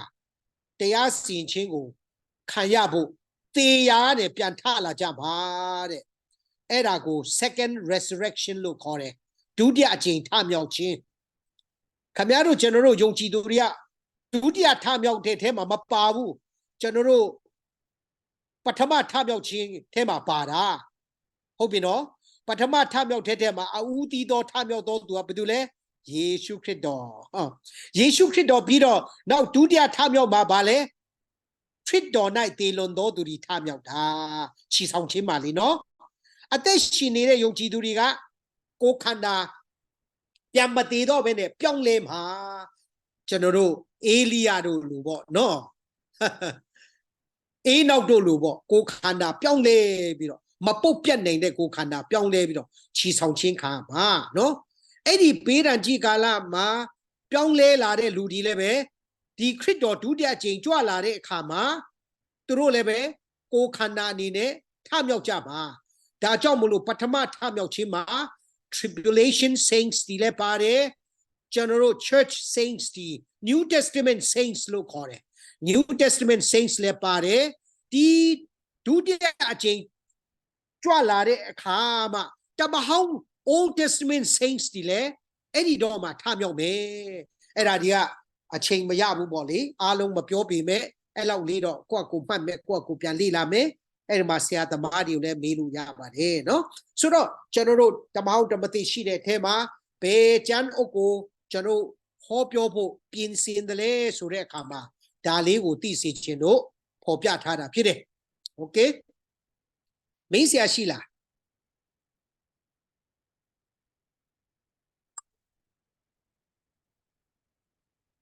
နောက်ကျွန်တော်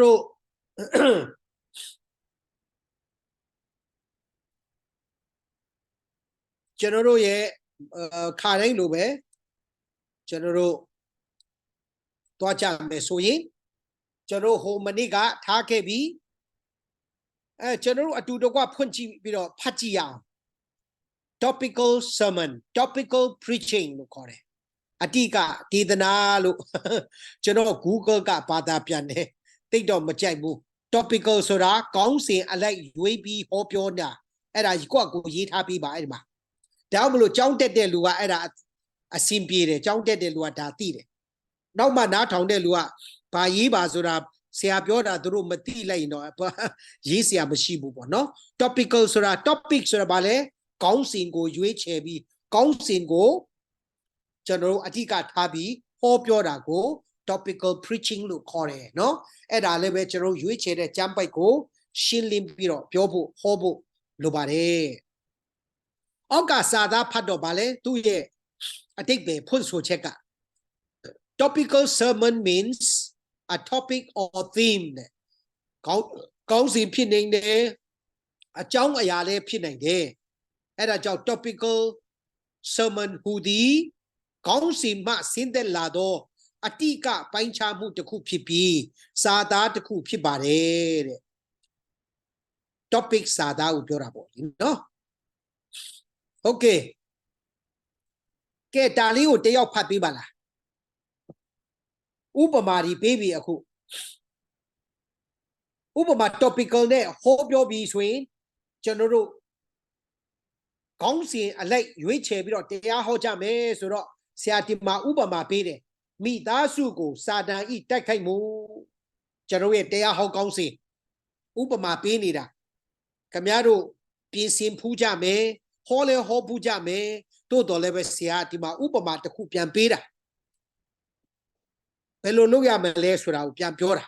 နော်မိသားစုကိုစာတန်ဤတိုက်ခိုက်မှုဆိုတဲ့အကြောင်းကိုဟောခြင်းတယ်အဲ့ဒီကောင်းစဉ်ကိုဟောခြင်းတယ်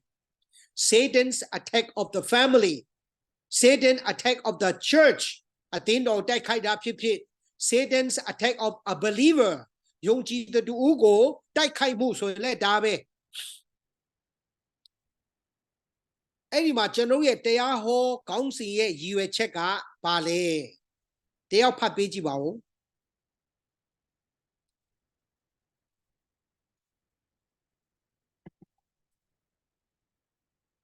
အတန်ထွက်ပြီးတော့ပေါ့ရည်ရွယ်ချက်ကဘာလဲသူတိုက်ခိုက်မှုသူတော့အချို့ကိုအတိမပြုတ်ခြင်းဟုတ်ပြီ thank you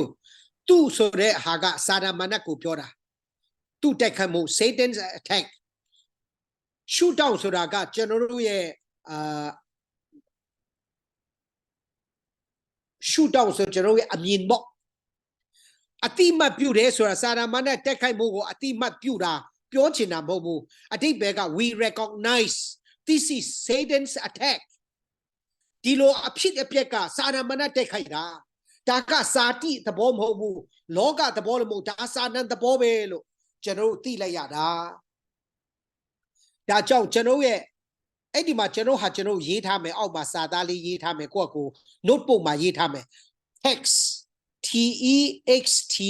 text ကျွန်တော်ရွေးချယ်တဲ့ကျမ်းပိုက်ကိုပြောတာနော် text ပြီးတော့မှ dash လုပ်ပြီးတော့ A.Th 6:10ကနေ18ကိုကျွန်တော်ရွေးချယ်ပြီးဟောတော့မယ်ဆိုတော့ A.Th 6:10ကနေ18ရဲ့အကြောင်းအရာကဘာလဲဆိုရင်စာတန်ရဲ့တိုက်ခိုက်မှုမိသားစုပဲဖြစ်ဖြစ်တဦးချင်းပဲဖြစ်ဖြစ်အသင်းတော်လိုက်ပဲဖြစ်ဖြစ်အယတ်ဒေတာပဲဖြစ်ဖြစ်စာနာမာနရဲ့တိုက်ခိုက်မှုအကြောင်းကိုကျွန်တော်ကဟောမှာဖြစ်တဲ့အတွက်ကြောင့် A.Th 6:10ကနေ18ကိုရွေးပြီးကဲအဲ့ဒီလို topic နဲ့ရွေးပြီးဆိုရင်ကျွန်တော်ရဲ့ topic ကိုအထောက်အကူပြုမဲ့တခြားကျမ်းကျွန်းတွေကိုရှာရတယ်အဲ့ဒါ topical preaching ရဲ့သဘောတဘာဝဆိုတော့ဆက်ဖတ်ပေးပါလားကျေးဇူးပြုပြီးတော့အဲ့ဒီမှာကျွန်တော်ကစာကိုအတွက် outline ဆွဲပြီး point ဒီပြပြီးအဲ့ဒီ point အဲ့ဒီ outline အတိုင်းကျွန်တော်ဟောတော့မှာကျွန်တော်တို့ကကျွန်တော်ရွေးချယ်တဲ့ကျမ်းပိုက်က A-Pad 6 10-18အကြောင်းအရာနဲ့ကျွန်တော်ရဲ့ခေါင်းစဉ်ကဘာလဲစာတန်ရဲ့တိုက်ခိုက်မှုပြီးတဲ့အခါကျွန်တော်ရဲ့ point တွေရှိပြီ outline ဆွဲထားပြီ outline ဆွဲတဲ့အခါကျွန်တော် ABCD ပေါ့1 2 3 4ပေါ့ကွာအတိတ်ပဲကကဲဖတ်ပြီးမယ် A တွေးပန်းနိုင်မှာခိုက်စားရန်ဖြစ်ပြီးတိပီဒရုအခန်းကြီးကအငယ်8နဲ့9ဟုတ်ပြီ B တွေးဆန္ဒမှာလူကဲ့သို့ခွဲချမ်းရန်ဖြစ်ပြီးလူကအခန်းကြီး20နဲ့31 30နဲ့ဟုတ်ကဲ့ C တွေးနီလမ်းမှာအမာခံတစ်ခုတိဆောက်ရန်ဖြစ်ပြီးနိကောအခန်း30ခန်း30အငယ်3 D သူ၏ရွယ်ချက်မှာအပိတယိုင်နောင်ကျိုးကိုယူဆောင်လာရန်ဖြစ်ပြီးနိတီခန်းကြီးနှစ်အငယ်24 26ဟုတ်ကဲ့ကျေးဇူးတင်တယ်ဆိုလိုတာကတော့ကျွန်တော်တို့ခေါင်းစဉ်တက်ပြီးဟုတ်ပြီနော်ခေါင်းစဉ်တက်ပြီးစာတိုင်းတက်ခိုက်မှုကျွန်တော်တို့ရွေးချယ်တဲ့ကျမ်းပိုက်က A-Pad 6 10-18ကဲကျွန်တော် outline ဆွဲပြီးအချက်တီထည့်ပြီးတစ်ချက်လားနှစ်ချက်လားအခုကျွန်တော်က၄ချက်ကိုအဲ့ကျမ်းပိုက်အငယ်10-18ကိုကြည့်တော့၄ချက်တွေ့တယ်တိထက်လည်းများနိုင်တယ်တိုးတော့ကျွန်တော်၄ချက်ကိုအဓိကထားမယ်ဆိုတော့နံပါတ်1အဓိက A ကတော့စာဒမဏရဲ့ပန်းတိုင်ကကျွန်တော်တို့ကိုဝါမျိုးဖို့ဖြစ်တယ်တိပေ989ကိုကြည့်ရင်ဘာတွေ့ရလဲအဘေသူကိုမျိုးရမီနီးဟူ၍လဲချောင်းပြောနေတယ်ဆိုလိုတာဒီသဘောအခုဆရာတာရွေးပြီးတော့ဥပမာပေးတာလေခင်ဗျားတို့ပြန်ဟောပြီးတော့ပဲပိုကောင်းတာပေါ့မဟုတ်လားနောက် B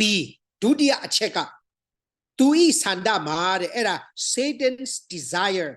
စာဒမဏရဲ့အလိုကတော့သူ့ရဲ့ဆန္ဒကဘာလဲကျွန်တော်တို့အိမ်ထောင်ကိုဖြစ်ဖြစ်ကျွန်တော်တို့တယောက်ချင်းကိုဖြစ်ဖြစ်ကျွန်တော်အသင်းတော်ကိုဖြစ်ဖြစ်ဂျုံစကားနဲ့ချတကယ်တော့ချဖို့ဖြစ်တယ်အဲ့ဒါကျွန်တော် Google ကဘာသာပြန်ပြီးတော့ဂျုံကဲ့သို့ခွဲခြားညာဖြစ်တယ်တိတ်မလှဘူးသိလားအဲ့ဒါကိုဟာကိုသာတိပေးပါဂျုံစကားခဲ့ချတကယ်တော့ချမယ်ဆိုတော့ तू စစ်မယ်ပေါ့စာရမနဲ့ကျွန်တော်တိုက်ခိုက်မယ်ပေါ့ကျွန်တော်တို့ကအမှုတ်ကြိတ်မယ်ပေါ့အတိတ်ပဲကဟုတ်ပြီလား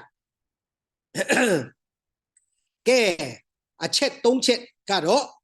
သူဤနီလန်မှာတဲ့စာတန်ရဲ့နီလန်အမာခံတစ်ခုတိဆောက်ရန်တဲ့အမာခံတစ်ခုတိဆောက်ဆိုတာ stronghold ကိုပြောတာနော် stronghold တချို့နေရာမှာစာတန်ရဲ့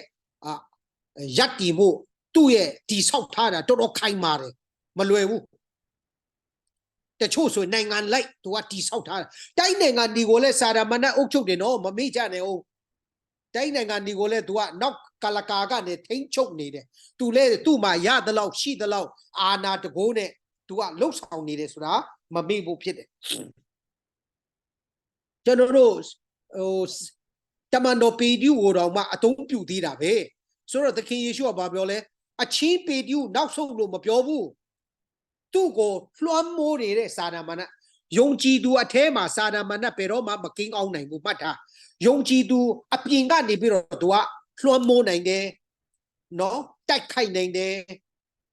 မှားယွင်းအောင်တွေးဆောင်နိုင်တယ်အဲ့လိုပဲသူလုပ်နိုင်တယ်အဲ့ဒါလေးမှတ်ထားကျွန်တော်တို့အထဲမှာတန်ရှင်းသောဝိညာဉ်တော်ဖျားရှိတဲ့အတွက်စာဒမဏမရှိနိုင်ဘူးယုံကြည်သူခရိယန်အစစ်ကိုစာဒမဏမပူးနိုင်ဘူးအဲ့ဒါမှတ်ထားကြအောင်တချို့ခရိယန်တွေမှာတချို့ဆရာတွေတော်မှစာဒမဏပူးတယ်လို့ပြောနေတာကြားဘူးလို့အဲ့ဒါဆိုရင်တကယ်ခရိယန်အစစ်မဟုတ်ဘူးအဲ့ဒါမှတ်ထားသူ့ဧဝံဂေလိဟောပြီးတော့စာဒမဏသူ့အထက်ထွက်ဖို့တော့တင်ထုတ်ရမှာပေါ့ဟုတ်လားโอเคအဲ့ဒီသူအမာခံကျွန်တော်အိမ်တော်မိသားစုမှာစာနံကအခိုင်အမာတိဆောက်လာပြီဆိုရင်တွားပြီအဖေနဲ့အမေလည်းမတက်သားသမီးတွေချင်းချင်းလည်းမတက်စာတိကြောင့်မတက်တာထက်ပိုပြီးတော့များတယ်သူကဝိညာဉ်ရေးရကိုတိုက်ခိုက်လာပြီကျမ်းစာဖတ်မဲ့ချိန်မရှိတော့ဘူးဖျားကိုအချိန်ပေးမဲ့ချိန်မရှိတော့ဘူးမနှိမ့်ချတော့ဘူးမာနဒီတက်ပြီစာနာမာနရဲ့အဓိကဘာလဲ pride မာနငါတရားဟောတာအကောင်းဆုံးငါကိုလူချစ်လူခေအပေါ်ဆုံးငါကိုတခါတည်း follow လုပ်တဲ့လူကအများဆုံး Facebook မှာကြွားသွားအဲ့ဒါစာနာမာနကြိုက်တာသိလား Okay ဆိုတော့နောက်ဆုံးကတော့ဘာလဲ သူ့ရဲ့ရည်ရွယ်ချက်ကဘာလဲခမည်းနဲ့ကျွန်တော်ကိုအပြစ်တရားထဲမှာချီနှောင်ပြီးတော့အပြစ်တရားကြောင့်ကျွန်တော်တို့ဒီဖယားသခင်အမျက်တော်ခံပြီးတော့အမြန်ဆုံးတည်အောင်လို့စာနာမာနကလှုပ်ဆောင်တာဖြစ်တယ်ဒါကြောင့်မလို့တမန်တော်ပေါလုကနှစ်ကောငါးတစ်ခုလုံးကိုကြည့်ရင်တွေ့ပါနှစ်ကောငါးကိုတစ်ခုလုံးကိုဖတ်ရင်တွေ့မှာစာနာမာနလက်ကိုပို့လိုက်ပြီစာနာမာနလက်ထဲကိုအပ်လိုက်ပြီတဲ့သူ့ကိုစကားပြောတော့သူ့ကိုနားမထောင်တော့စာနာလက်ထဲအပ်ပြီအတိပ္ပယ်ကသူ့ဝိညာဉ်ကတော့ကယ်တင်ချင်းရပဲဒါပေမဲ့သူ့ကိုခန္ဓာကိုသူ့စိတ်ပိုင်းဆိုင်ရာတော့စာနာမာနဆောဘလော်တီးပြီဒါကြောင့်မလို့အပြစ်ဒုစရိုက်ပြုတဲ့တင်းသူတင်းသားများဖယားသခင်စကားကိုနားမထောင်အမှုတော်ဆောင်စကားနားမထောင်အသင်းအုပ်ဆရာစကားနားမထောင်တော့ရင်အသင်းတော်ကနေနှင်ထုတ်တယ်ဆိုတာအဲ့ဒါပဲစာနာမာနကသူ့ကိုနှိပ်စက်တဲ့အခါမှာသူနောင်တရပြီးတော့အသင်းတော်တွေကိုပြန်ဝင်လာဖို့အကြောင်းသူ့ကိုအပြင်ထုတ်တာဖြစ်တယ်အပြင်ထုတ်လိုက်တာသူနဲ့မိတ္တဟာယမဖွဲ့တော့ तू ကခရိယန်အစစ်ဆိုမိတ္တဟာယမဖွဲ့ပဲမနေနိုင်ဘူးပြောကြပါဘာလဲခရိယန်အစစ်ဆိုတာဘာလဲဖယားနဲ့မိတ္တဟာယမဖွဲ့ပဲမနေနိုင်ဘူးယုံကြည်သူခရိယန်အချင်းချင်းမိတ္တဟာယမဖွဲ့ပဲမနေနိုင်ဘူးယုံကြည်သူမစစ်ဘူးပြောင်းလဲခြင်းမစစ်ဘူးဆိုရင်အဲ့ဒီလူကလေဖယားနဲ့မိတ္တဟာယမဖွဲ့ရင်လည်းပြောတယ်ခရိယန်ဒီနဲ့မိတ္တဟာယမဖွဲ့ရင်လည်းပြောတယ်ဘာလို့ဆိုသူကစာနာမာနနဲ့ဖွဲ့လောကနဲ့ဖွဲ့တာစာတိနဲ့ဖွဲ့နေတော့ဟုတ်ပြီလားโอเคဒါကြောင့် topical နဲ့ပတ်သက်ပြီးတော့ဒီဥပမာလေးကိုပေးပါတယ်လို့လိုရာရှိလဲကိုယ့်အကိုဖြည့်ဆွတ်ပြီးတော့ဟောပြောနိုင်တယ်အဲ့ဒီလောက်ကိုထားပြီးကဲနောက်တစ်ခုက textual sermon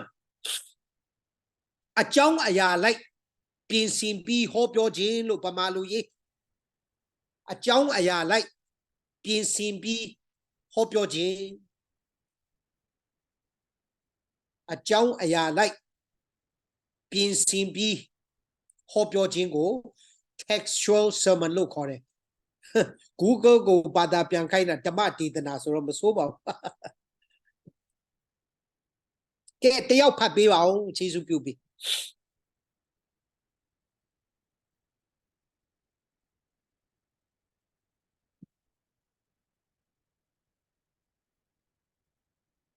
ဒါလေးဆိုတော့ကျောင်းနိုင်ငံက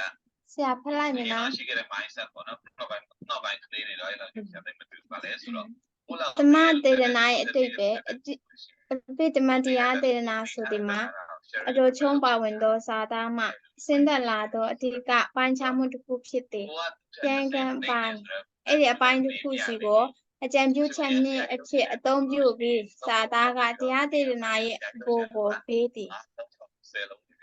ဖွံ့ဖြိုးတိုးတက်မှု၏အဓိကစာကြောင်းများကိုစာသားကိုယ်တိုင်ကရေးဆွဲထားသည်ဤနည်းဖြင့်ပင်မအကျဉ်းဖြင့်ကိုစာသားကန့်သက်ချက်များအတွင်တင်းတင်းကြပ်ကြပ်ထားရှိပါသည်၎င်းတွင်စာကြောင်းတစ်ကြောင်းသို့မဟုတ်တစ်ပိုက်လုံးသို့မဟုတ်နှစ်ပိုက်သုံးပိုက်ပါဝင်သည်ဟုတ်ပြီကဲပထမအပိုက်ကို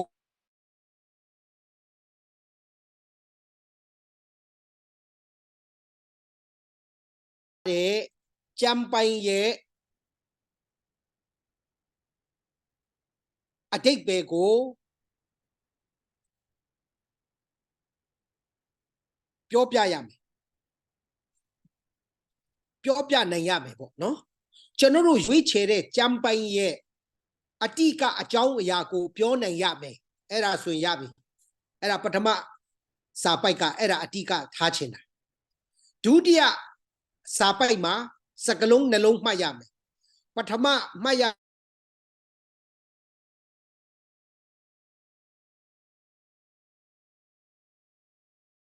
သုံးပိုက်ဖြစ်ရင်ဖြစ်မှာပေါ့နော်အဲ့ဒီလိုအကန့်အသတ်ရှိတဲ့အထဲမှာဖြစ်တဲ့အတွက်ကြောင့်ဖွံ့ဖြိုးတိုးတက်မှုလို့ဆိုတဲ့စကားလုံးတွေ့မယ် progressive ခေါ်တယ် progress develop လို့ခေါ်တယ်ကျွန်တော်က develop လုပ်ရမယ်တိုးတက်အောင်လို့တည်ဆောက်ရမယ်ဆိုတော့ကျွန်တော်ဒီဒုတိယအထဲမှာတော့ကျွန်တော်တို့အဓိကစကားလုံးနှလုံးမှတ်ရမယ်လို့ပြောတဲ့အခါမှာပထမစကားလုံးကတော့ဖြစ်ရင်ကျွန်တော်တို့ခုနကတော့ပြောတဲ့အကန့်အသတ်ရှိတယ်တဲ့တင်းတင်းကြပ်ကြပ်ကန့်သတ်ထားပါတယ်တဲ့စာသားကန့်သတ်ချက်များရှိတယ်ဆိုတော့ limit ရှိတယ်ပေါ့နော်ကျွန်တော်ရွေးချယ်တဲ့ဟာကိုပဲဟောပါရွေးချယ်တဲ့ဟာကိုပဲ tu a take bego nale on lupi hoyama. The Catholic Yuiche ha don't by Yuiche be me. Jero ho don't by Gane, hold up in a ho say by do baro, to abi a hoy and a chick said machine. Babi so Jare Majero develop Maloa tebu. Jama develop Malo dot the pine the paye, Jama, Jero ba pit the laser, Jero Mati bene, hoy madwan in that way. Jero don't by Yuiche, biro don't by ye, sessan mu, don't by apoma, two ten mu. ပြင်ဆင်မှုအတိတ်ပဲများကိုသိပြီးတော့ဟောပြောဖို့ဖြစ်တယ်အဲ့ဒါကြောင့်ဒီဒုတိယအပိုက်ကတော့ဖြစ်အဲ့ဒါပါပဲဆိုတော့ကျွန်တော်ဥပမာဆရာပေးပြီကဲတယောက်ဖတ်ပေးပါဦးဒါ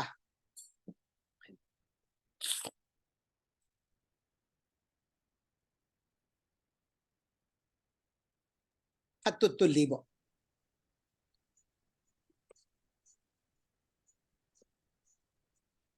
Sada Achencho Mia Uma Textual Summary Example Text Asia Akanjilise again Seshi Man Tosete Team Nune to Mia Piatkin to Mura Asia Akanjilise Neseshi Number 2D Bedoma Sedam Java Number 2D Bedo Kama More Punching Machine. Number 2D Bedoma Pinyamata. Google got Pada Piana, Nili Kachochove. Okay, Yoji Nagaro, General Dima Councing Ado, textual sermon example. Kuna topical copy the Lube, Upamasia Peda. Textual Sura Achang Ayako, Nale on TP, Hope your gin, hope you know, Stimaro. Google ကဘာသာပြန်ပေးတဲ့စာသားအချင်းချုပ်များလို့ခေါ်တယ်ဆိုတော့အဲ့ဒါကိုကိုဖြတ်ပေါ့နော်အဲ့ဒါလေးကိုမှန်အောင်လို့ရေးဖို့ဆရာပြောတာဖြစ်တယ်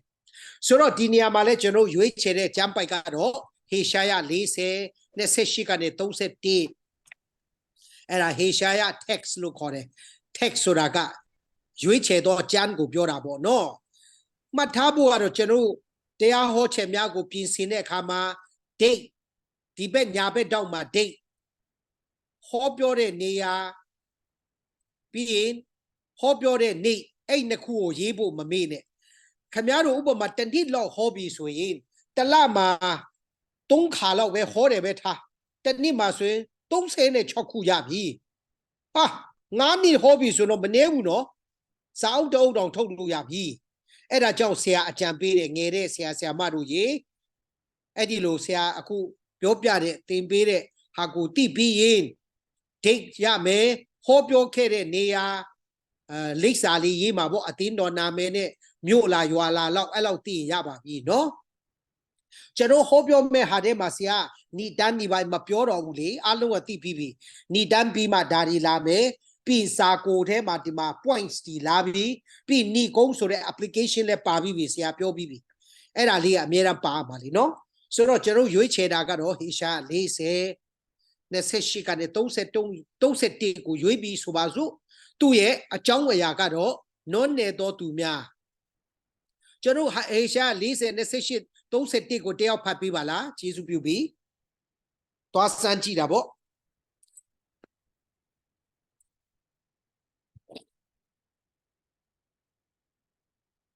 ဟေရှာ40 28ကနေဖတ်ပြီနော်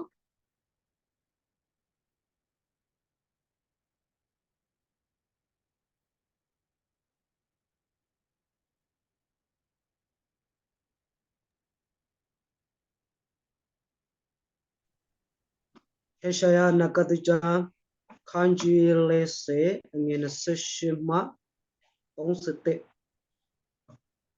Tower Piadi, a semi Tero Mudo, Piatkin Pijan Gulagong, Mir Jison Down, Hanseno Mudo, a Shin Pijan Gulagong, Modo Mushin, Bimbano Mushin Mishi, Sayo Maconando, Yanet Jason Mujang Gulagong, Dandy Mati Machai Mucha Pudlo. Topiadi, Moto Tudoa, Quanago, Pero Mui, non Nedo Tudoa, a son tatine Piersondo, Congo, Pero Mui, Lubiodo di Moye, in Banchindo Yao Javaimi, Lulendo di Le To Timmy Le Javaimi, Tawra Piago, Yolendo to Romuga, Apie Jalemi, Shulinda Gedo, Mimi Atongo, a Tepu Jalemi, Piedole, Mapempa, Kituadoka, Mamo Yaja. ဟုတ်ပြီအာမင်ဆိုတော့ဆရာတို့ခုနကတော့ပြောသလိုပဲ textual sermon ကိုရွေးပြီးဆိုရင်ဟို10ပိုက်ဒီပိုင်းမရွေးဘူးတစ်ပိုက်မဟုတ်ရင်3ပိုက်4ပိုက်အဲ့လိုရွေးတယ်အခုကျွန်တော်ရွေးချယ်တဲ့ကျမ်းပိုက်ကဘယ်တစ်ပိုက်ရှိလဲ3ပိုက်ရှိတယ်နော်ဆိုတော့ဆရာကအဲ့3ပိုက်ကို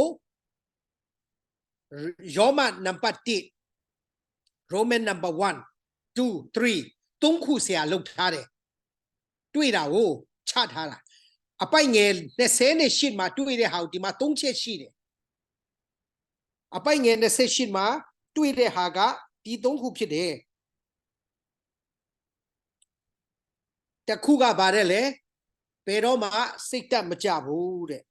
28မှာကျွန်တော်ကြည့်တဲ့အခါပါတွေ့ရလဲ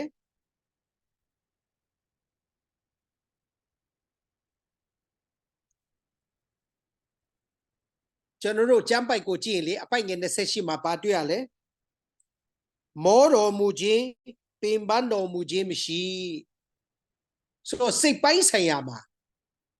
ကျွန်တော်တို့ကိုခွန်အားပေးတာဝိညာဉ်ပိုင်းဆိုင်ရာမှာခွန်အားပေးတာဝိညာဉ်ရေးရာမှာလဲမောပန့်တတ်တယ်စိတ်ပိုင်းဆိုင်ရာလဲမောပန့်တတ်တယ်ကိုယ်ခန္ဓာလဲမောတတ်တယ်အတိတ်အရွယ်ရလာပြီဆိုရင်တစ်မျိုးယောဂရှိတယ်ဆိုရင်လည်းတစ်မျိုးနော်ဟာတဲ့က3နာရီဟောတာ no problem ပဲဒါမဲ့တနာရီဟောဖို့လဲနေလာပြီနော်အသက်ကြီးလာပြီအသက်80ရှိတဲ့လူဟိုတနာရီဟောကိုင်းလို့မလွယ်တော့တိုးတော့ဟေရှာယ prophet ကြီးကဣသရေလလူမျိုးတွေကိုသူကအားပေးတာဣသရေလလူမျိုးတွေကအားနေနေပြီနွမ်းနေပင်ပန်းနေပြီသူတို့ရဲ့ဘဝခရီးလမ်းမှာဘာဖြစ်လို့လဲဆိုတော့သူတို့ကဖျားသခင်တကိုးတော်နဲ့မသွားဘူးသူတို့ရဲ့ခွန်အားနဲ့သွားလို့ပေါ့အဲ့ဒါကြောင့်ကျွန်တော်တို့ကဒီတရားဟောချက်ကိုဟောပြီး textual sermon အနေနဲ့ပြင်ဆင်ပြီးဟောပြီးဆိုရင်နံပါတ်1ကအပိုက်ငယ်28အဲ့ဒီ28ကတော့ပေတော့မှစိတ်တမကြပါ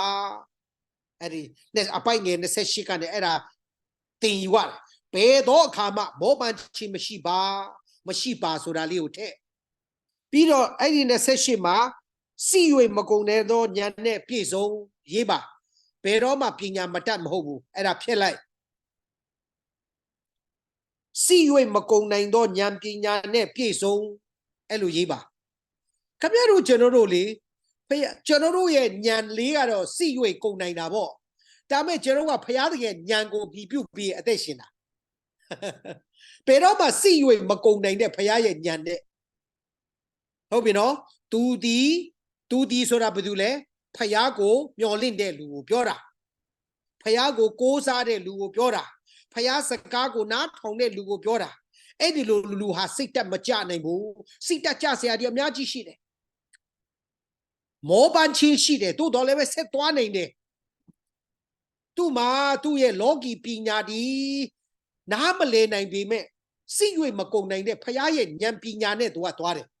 အဲ့ဒါပြောချင်တာဟုတ်ပြီနော်နောက်ဒါကနံပါတ်1ဖြစ်တယ်အပိုက်ငယ်28နောက်အပိုက်ငယ်29ကိုသွားပြီ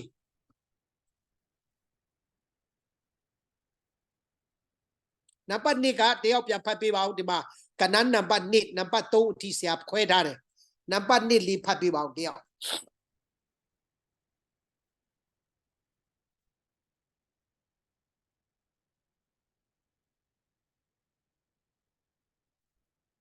အစဉ်ပြေတဲ့လူဖတ်ပေါ့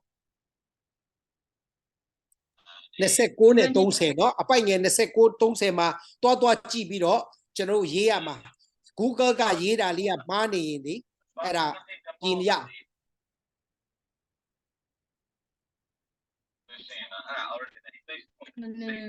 ကျွန်တော်တို့ဤဖျားတဲ့ခင်ပေးဆောင်တော့အရာများနံပါတ်2ဒုတိယအနေဒုတိယအနေသူများကိုခွန်အားပေးသည်ကိုတော်ဒီကျွန်တော်တို့ရဲ့ခွန်အားကိုတိုးပွားစေပါသည်အာမင်ဟုတ်ပြီအပိုက်ငယ်29နဲ့30ကပါပြောတယ်လေလို့ပြောလိုက်ရင်ကျွန်တော်တို့ကိုဖျားသခင်ပေးသောအရာများ Papi the lay so number 8 Kong Ago Pede and the Sene Kumba. Now Kong Ago Pede so do a strength, no? Now Ange Nika General go Papi the lay look your in. Eddie Kong Ago be Sepi Poamia Side. General, the chapter Shida Magawi, the Jacka Poawara. Koa te yet sabe pira mobu. Koa ate shine ni yet die to pira. Edro a tape shide. Era chow, Nampa Nima, a pine in the seco, don't say go, Edilo, Holo, Piolo, Yare. Now, don't a check out of P. Now the op Yapame. Palo Simbire Lubo, no? My song no ne. Please say, don't set it. Pine don't set take up Babio the Lesuin. You know, do eat the candy. You know, do a me get to low sound say lo the name. But it Don't check Obi. Do at the they don't get to no. Go did you know do I say be my pin ban say ba. Number 3. Bambe shall land I and co up Amen. Masoba. No? General, a check, don't check, General. Heshaya, Heshaya, don't say go. Ne say she can don't say, don't buy you a kama. A check, don't check. The chessy map and the chess or the map, your baby. A cool now song don't check caro. Paya the king, General do a duet. Body looks on be the less or go. Me like the car. Don't say it, don't say, the Kuloma, 2 yard haga, Nampati, the Kuku Pede, Piatanari, Londo Apoma. The Nia Pit, more than Mondai Apoma. Pianta de Leon, 9 tare. Leonga, Mondai Gile, 2 Teta Lili, Popa Lili, to a 1 young day. Mondai Alma, Mapianbu, Mondai Apoma, Wepian. Aku do te yau si dai no di le mong dai au ma pian ni da la mong dai po ma pian ni da la sin sa ya me da now number 2 ka do chono ro ko pie si de de chono ye khriyan tet da pie do atet da no yat de atet da mo thai ni de atet da mo bu pie de atet da pan tong dai ko yauk aung pie de atet da pie de akha ma a yi ji da ka pa de le pin ban de pie lu shi no mo pan de pie pu ja ma ba no sia le de 10 တန်းကျောင်းတော့ကတာတိုပြေးဘူးတယ်အမလေးအစပြေးတာမြန်သလားမမင်းနဲ့ပန်းတိုင်မရောက်ခင်လေးကိုရောက်အောင်ခြေထောက်ကအားမကုန်သွားတာပန်းတိုင်ရောက်တာနဲ့ပြစ်လဲတာပဲသူများတွေကပထမရပြီဆရာတော့နောက်ဆရာတော့ဟို3ယောက်မြောက်တော့ပါတာပေါ့လေပန်းတိုင်ကိုအရောက်ပြေးတော်လဲပဲအားမရှိအားကုန်သွားတာ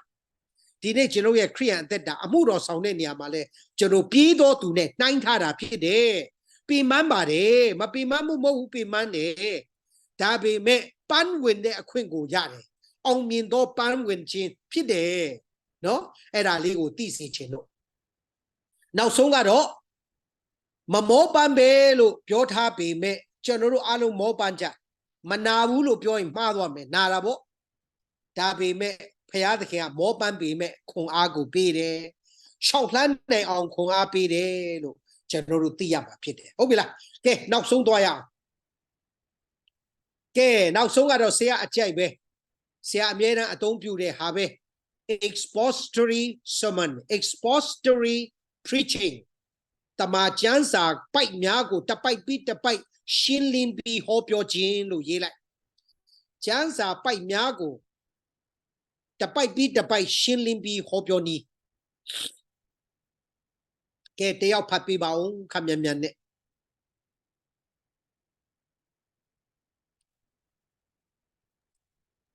တရားဒေသနာတော် expository sermon တရားဒေသနာ၏အဓိပ္ပာယ်တရားသမိုင်းနှင့်စာသားအခြေခံမှုများကိုအသုံးချခြင်းအဖြစ် unit တစ်ခုအဖြစ် unit တစ်ခုအဖြစ် unit တစ်ခုအဖြစ် unit ယူထားသည့်တမန်ကျမ်းစာ၏အတွေးအမြင်ကိုထုတ်ဖော်ပြသခြင်းဖြစ်သည်ဟုတ်ပြီအဲ unit တစ်ခုဆိုတာလေးတွေကတော့ပါတိရမှာလဲဆိုတော့သူ့ရဲ့ section ကိုပြောတာကျမ်းပိုက်တစ်ပိုက်နဲ့တစ်ပိုက်အကူလေးမှာတို့ဖြစ်၍ဖြစ်နိုင်တယ်ထို့ကြောင့်လို့ Panende, a pechong humugalu, panende, a chong mugalu, pionendeli. So section the kugo, piora pibarelo. Unity miani, unit the kula wet agebo, piet halai. A yichi daga, general hope your mate, jump by which it had a jump by the coup web pipit, Naku pipit, the canlong web pipit, the bite beat the bite, the jong beat the jong, the long beat the long, shilling be hope your kama, a chet don't chelure, tadalure, tadatia. သူ့ရဲ့တမိုင်းကြောင်းသိရကျမ်းစာရဲ့တမိုင်းကြောင်းရေးရတဲ့အကြောင်းရင်းပေါ့နော်ပြီးရင်စာသားတဲ့သူ့ရဲ့ literal meaning လို့ခေါ်တယ်သူ့ကျမ်းစာရဲ့မူရင်းအဓိပ္ပာယ်သိအောင်ကျွန်တော်တို့ဒီအဲ့အဓိပ္ပာယ်ကိုပြန်ပြီးတော့မှဟောပြောခြင်းဖြစ်ပါတယ်ဟုတ်ပြီနော်ဥပမာလေးပေးထားပါတယ်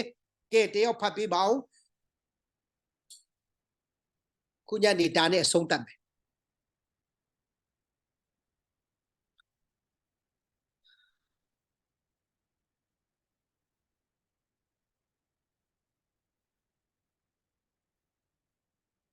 ခုနကတော့သမီးပဲဖတ်လိုက်ပါလား Text APEC 6ခန်းကြီး6ဒီမှာ18 Title ခရိယန်ဤဝိညာဉ်ရေးစစ်ပွဲနံပါတ်1အခန်းငယ်30မှ73ခရိယန်ဤကိုကျင့်တရားနံပါတ်1ပဲနော်အခန်းငယ်အေးဟိုကယောမကဏ္ဍကနံပါတ်1ပေါ့နော်အဲ့ဒီအောက်မှာမှ1အငယ် sorry ယောမ sorry okay ကျွန်တော်တို့အချက်ကြီး3ချက်ယောမကဏ္ဍနဲ့1အကြီး2အကြီး3အကြီးဆရာရေးထားတယ်ယောမကဏ္ဍကြီး1မှာအချက်2ချက်ကလေးရှိတယ်ပေါ့နော်ဟုတ်ပြီအခန်းငယ်30၎င်းသည်မြင့်မားရမည်အခန်းငယ်30အခန်းငယ်7မှ73၎င်းသည်တည်ကြည်ရမည်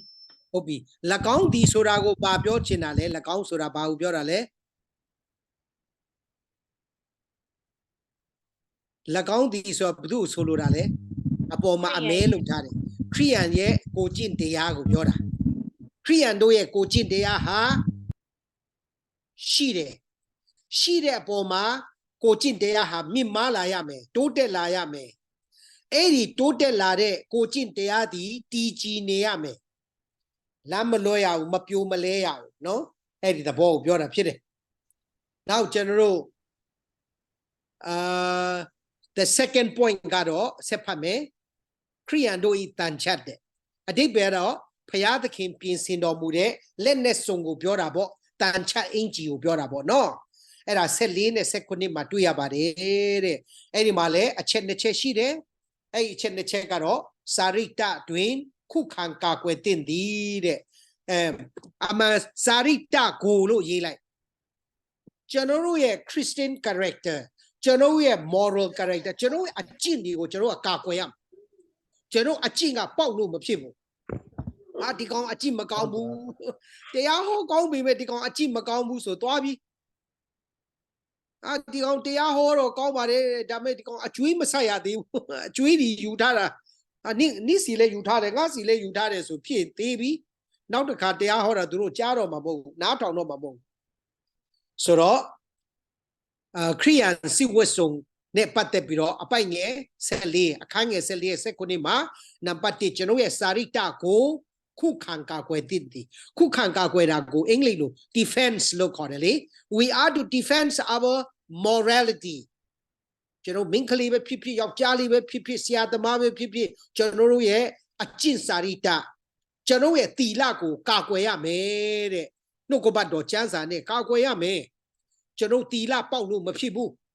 သီလကျိုးပြက်လို့မဖြစ်ဘူးကျွန်တော်တို့မြန်မာပြည်မှာဆိုရင်ကျွန်တော်တို့ရဲ့အကျင့်ကိုကြည့်ရနောက်နံပါတ်2ကတော့စာရိတ္တအခန်းငယ်19ခမှာတွေ့ရ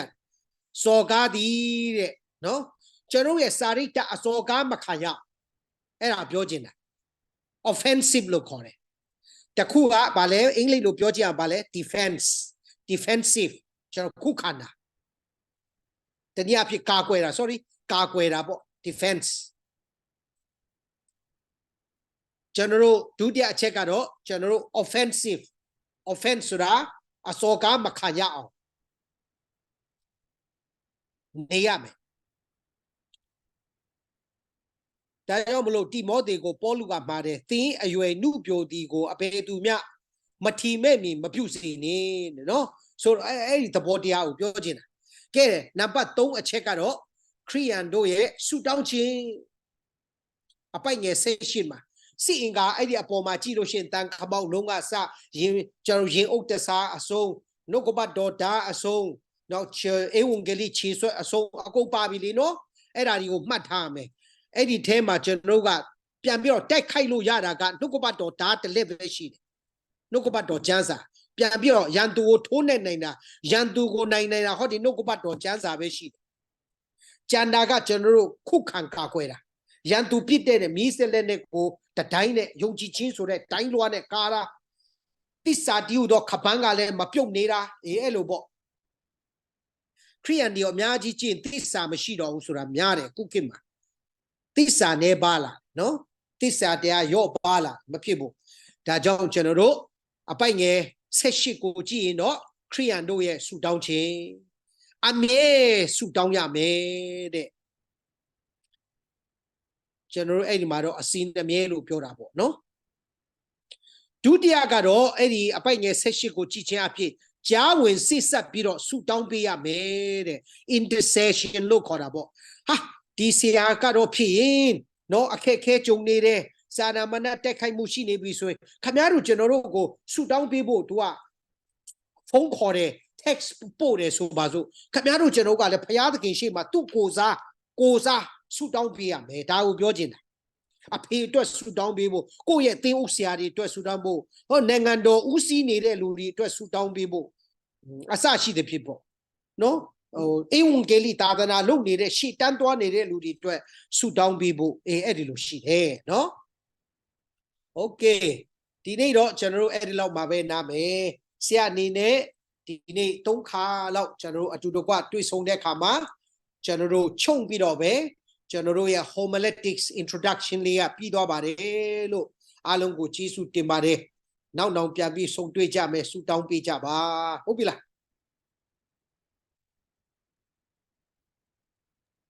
ကျေးဇူးတင်လိုက်တာဆရာကြီးကျေးဇူးတင်တယ်တင်ကြတဲ့ဆရာမတွေလုံးဝမဝဘူးထင်တယ်ဆရာကြီးကိုဖျားတခင်ဆက်လက်ပြီးတော့အသုံးပြုပြီးအသက်ရှိပါစေကျမ်းမာချမ်းသာခြင်းဖျားတင်ကောင်းကြည့်ပေးပါစေလို့ဆရာမမြတ်ကိုစားဒီကနေ့ဆရာဆုတောင်းပေးပါတယ်လို့